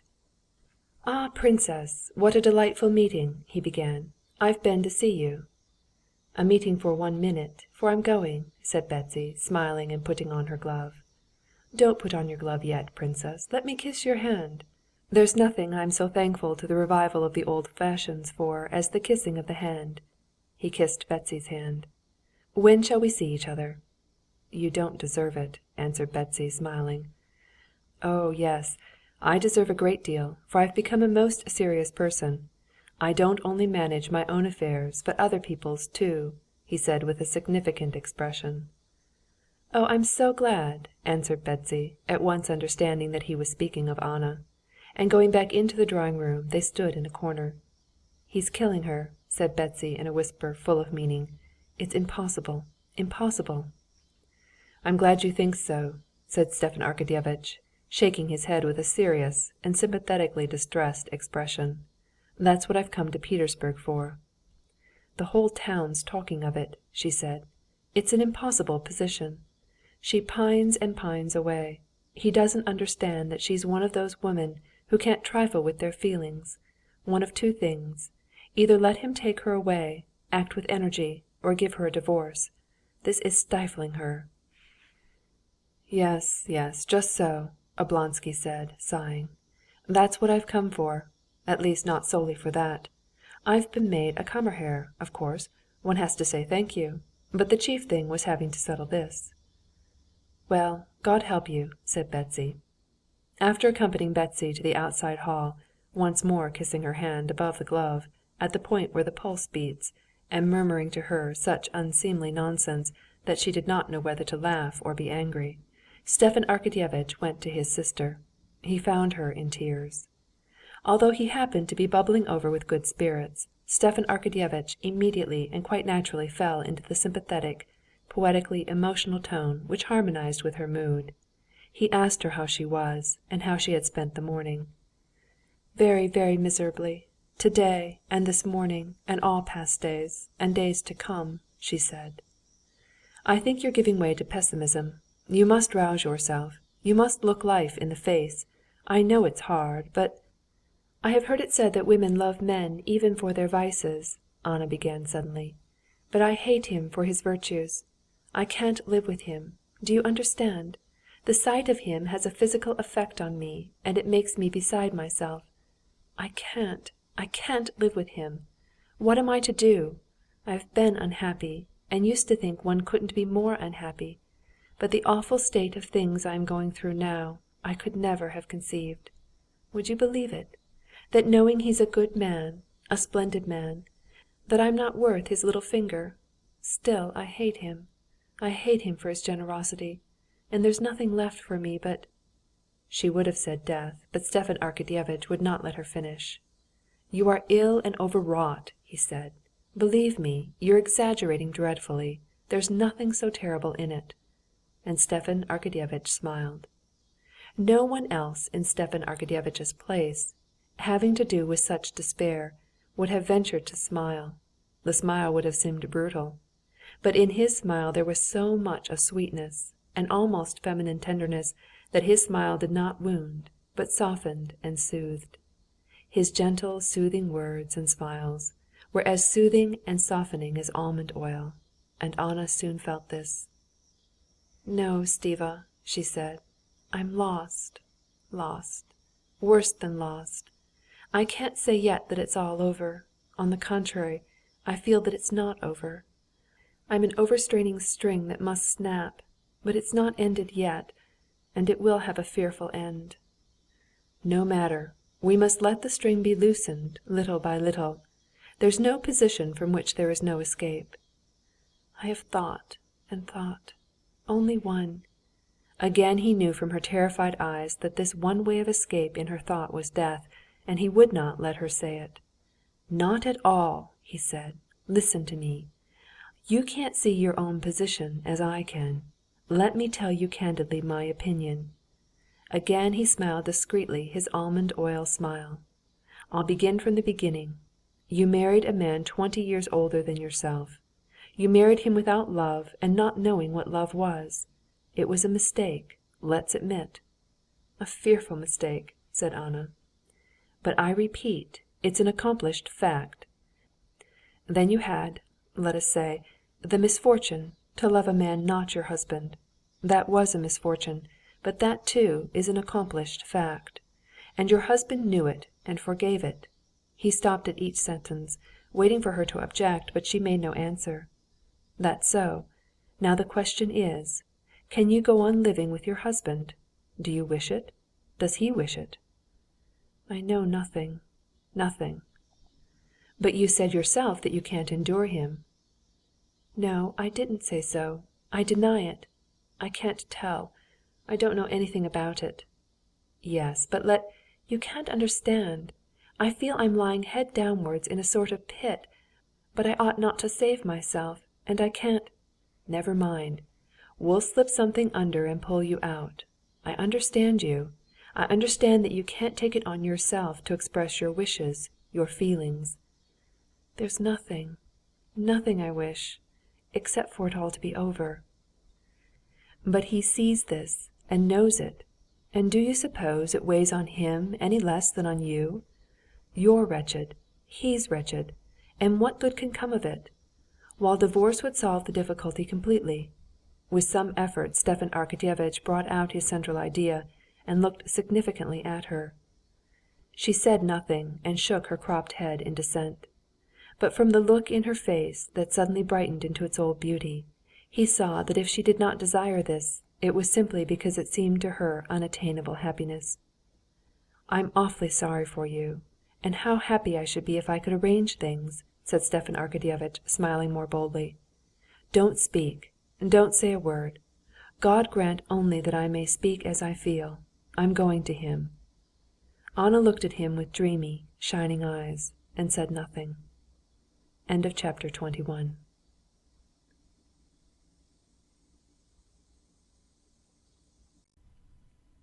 Stepan Arkadyevitch, with the same somewhat solemn expression with which he used to take his presidential chair at his board, walked into Alexey Alexandrovitch's room. Alexey Alexandrovitch was walking about his room with his hands behind his back, thinking of just what Stepan Arkadyevitch had been discussing with his wife. "I'm not interrupting you?"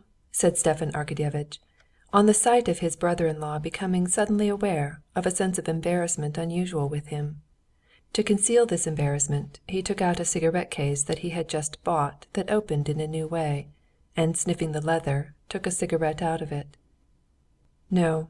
Do you want anything?" Alexey Alexandrovitch asked without eagerness. "Yes, I wanted to talk to you," said Stepan Arkadyevitch, with surprise aware of an unaccustomed timidity. This feeling was so unexpected and so strange that he did not believe it was the voice of conscience telling him that what he was meaning to do was wrong. Stepan Arkadyevitch made an effort and struggled with the timidity that had come over him. "I hope you believe in my love for my sister and my sincere affection and respect for you," he said, reddening.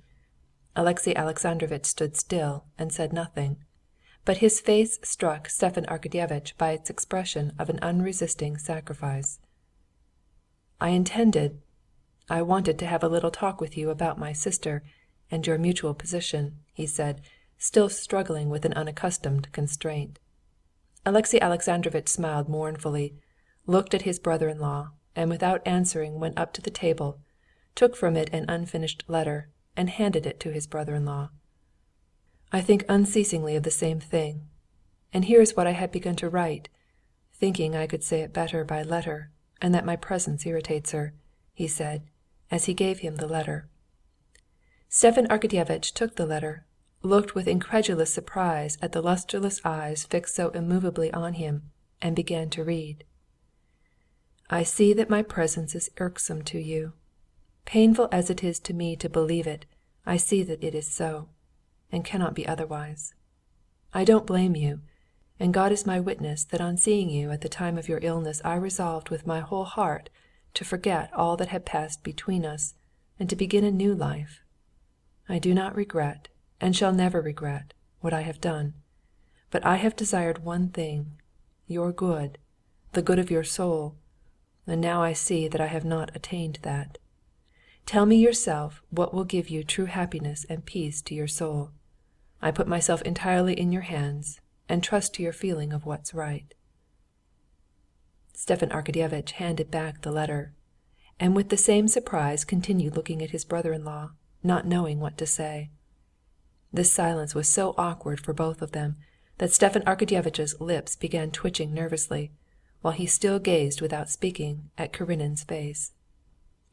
"That's what I wanted to say to her," said Alexey Alexandrovitch, turning away.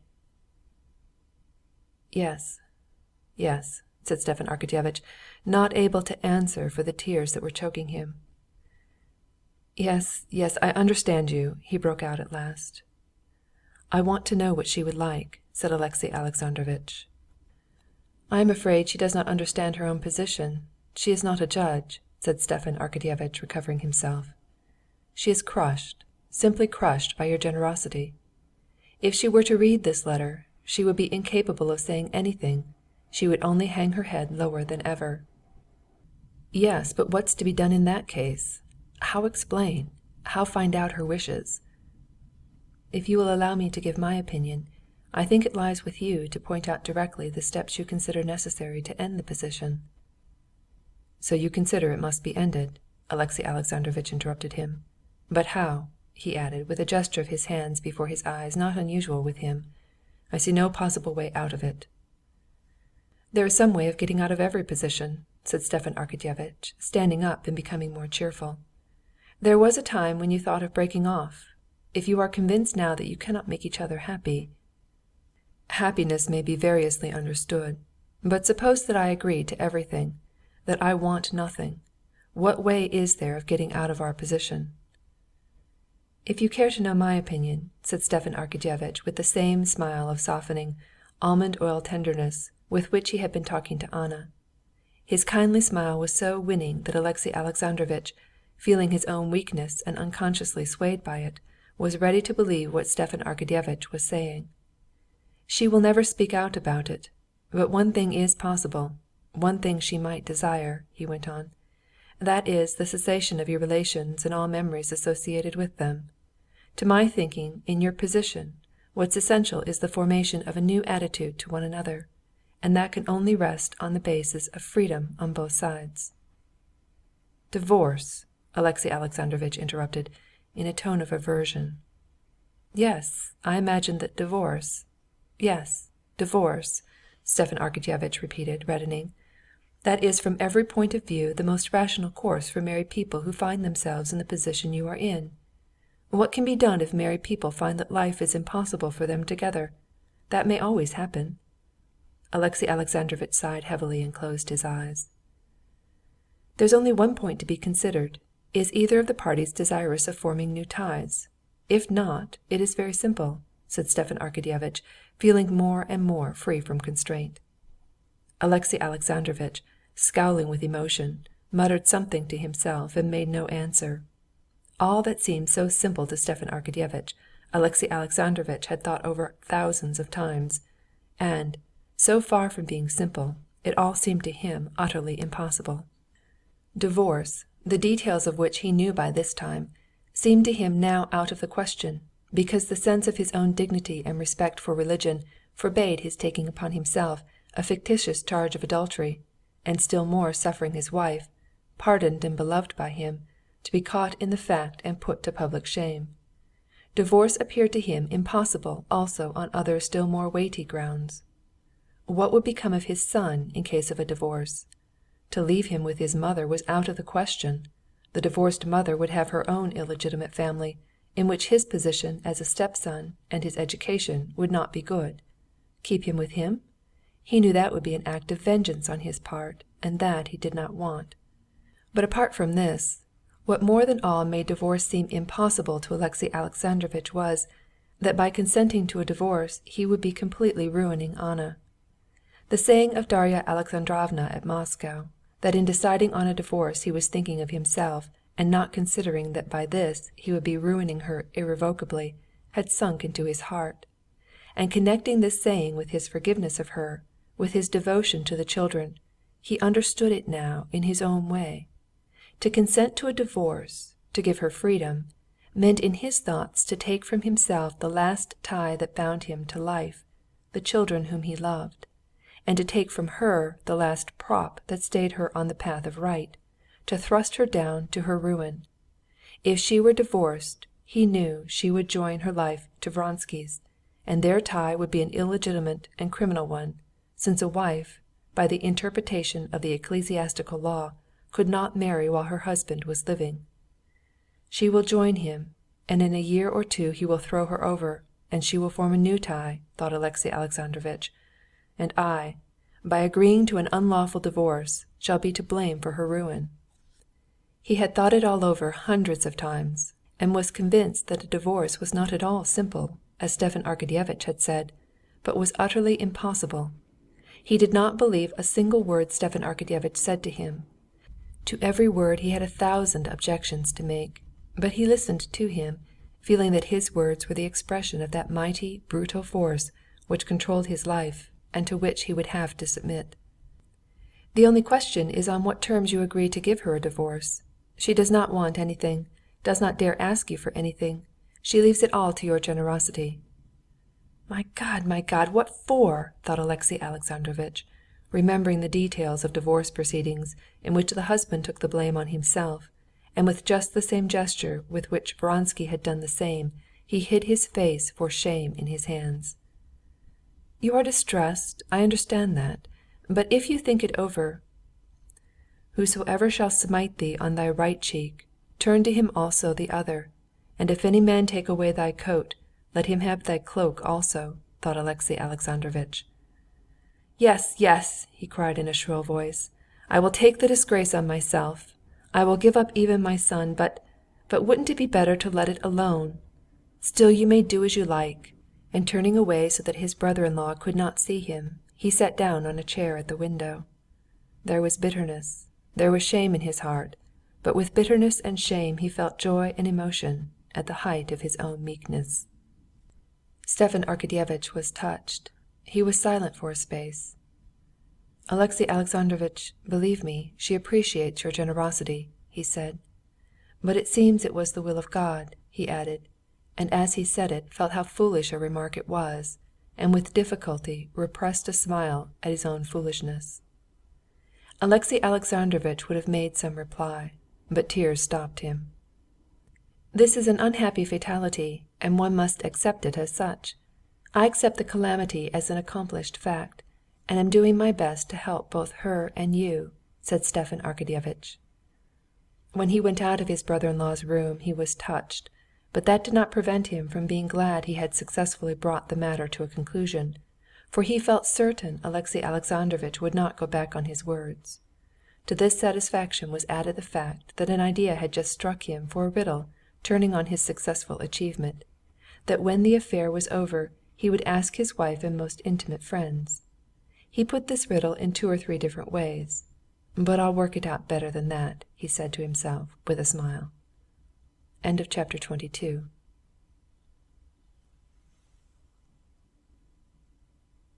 Vronsky's wound had been a dangerous one, though it did not touch his heart, and for several days he had lain between life and death. The first time he was able to speak, Varya, his brother's wife, was alone in the room. "Varya," he said, looking sternly at her, "I shot myself by accident, and please never speak of it, and tell everyone so, or else it's too ridiculous." Without answering his words, Varya bent over him, and with a delighted smile gazed into his face. His eyes were clear, not feverish, but their expression was stern. "Thank God," she said. "You're not in pain?" "A little here," he pointed to his breast. "Then let me change your bandages." In silence, stiffening his broad jaws, he looked at her while she bandaged him up. When she had finished, he said, "I'm not delirious.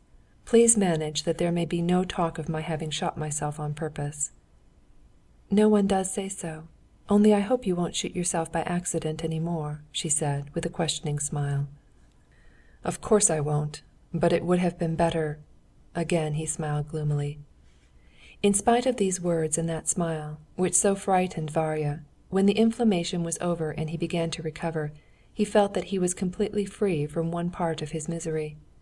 By his action he had, as it were, washed away the shame and humiliation he had felt before. He could now think calmly of Alexey Alexandrovitch. He recognized all his magnanimity, but he did not feel himself humiliated by it. Besides, he got back again into the beaten track of his life. He saw the possibility of looking men in the face again, without shame, and he could live in accordance with his own habits. One thing he could not pluck out of his heart, though he never ceased struggling with it, was the regret, amounting to despair, that he had lost her forever. That now, having expiated his sin against the husband, he was bound to renounce her, and never in future to stand between her with her repentance and her husband. He had firmly decided in his heart, but he could not tear out of his heart his regret at the loss of her love. He could not erase from his memory those moments of happiness that he had so little prized at the time, and that haunted him in all their charm. Serpuhovskoy had planned his appointment at Tashkend, and Vronsky agreed to the proposition without the slightest hesitation. But the nearer the time of departure came, the bitterer was the sacrifice he was making to which he thought his duty. His wound had healed, and he was driving about making preparations for his departure to Tashkend. To see her once and then bury myself, to die, he thought, as he was paying farewell visits. He uttered this thought to Betsy. Charged with this commission, Betsy had gone to Anna and brought him back a negative reply. So much the better, thought Vronsky when he received the news. It was a weakness which would have shattered what strength I have left. Next day Betsy herself came to him in the morning and announced that she had heard through Oblonsky as a positive fact that Alexey Alexandrovitch had agreed to a divorce, and that therefore Vronsky could see Anna. Without even troubling himself to see Betsy out of his flat, forgetting all his resolutions, without asking when he could see her, where her husband was, Vronsky drove straight to the Karenins'. He ran up the stairs seeing no one and nothing, and with a rapid step, almost breaking into a run, he went into her room. And without considering, without noticing whether there was anyone in the room or not, he flung his arms round her and began to cover her face, her hands, her neck with kisses. Anna had been preparing herself for this meeting. She had thought what she would say to him, but she did not succeed in saying anything of it. His passion mastered her. She tried to calm him, to calm herself, but it was too late. His feelings infected her. Her lips trembled so that for a long while she could say nothing. "Yes, you have conquered me, and I am yours," she said at last, pressing his hands to her bosom. "So it had to be," he said. "So long as we live, it must be so. I know it now." "That's true," she said, getting whiter and whiter, embracing his head. "Still there is something terrible in it after all that has happened." "It will all pass, it will all pass. We shall be so happy. Our love, if it could be stronger, will be strengthened by there being something terrible in it," he said, lifting his head and parting his strong teeth with a smile. And she could not but respond with a smile, not to his words, but to the love in his eyes. She took his head and stroked her chilled cheeks and cropped head with it. "I don't know you with this short hair. You've grown so pretty, a boy. But how pale you are!" "Yes, I am very weak," she said, smiling, and her lips began trembling again. "We'll go to Italy. You will get strong," he said. "Can it be possible we could be like husband and wife, alone, your family with you?" she said, looking close into his eyes. "It only seems strange to me that it can ever have been otherwise." "Stiva says that he has agreed to everything, but I can't accept his generosity," she said, looking dreamily past Vronsky's face. "I don't want a divorce. It's all the same to me now. Only I don't know what he will decide about Seryozha." He could not conceive how at this moment of their meeting she could remember and think of her son, of divorce. What did it all matter? "Don't speak of that, don't think of it," he said, turning her hand in his and trying to draw her attention to him. But still she did not look at him. "Oh, why didn't I die? It would have been better," she said, and silent tears flowed down both her cheeks, but she tried to smile so as not to wound him. To decline the flattering and dangerous appointment at Tashkent would have been, Vronsky had till then considered, disgraceful and impossible. But now, without an instant's consideration, he declined it, and observing dissatisfaction in the most exalted quarters at this step, he immediately retired from the army. A month later, Alexey Alexandrovitch was left alone with his son at his house in Petersburg, while Anna and Vronsky had gone abroad, not having obtained a divorce, but having absolutely declined all idea of one. End of chapter 23 and end of book 4 of Anna Karenina by Leo Tolstoy.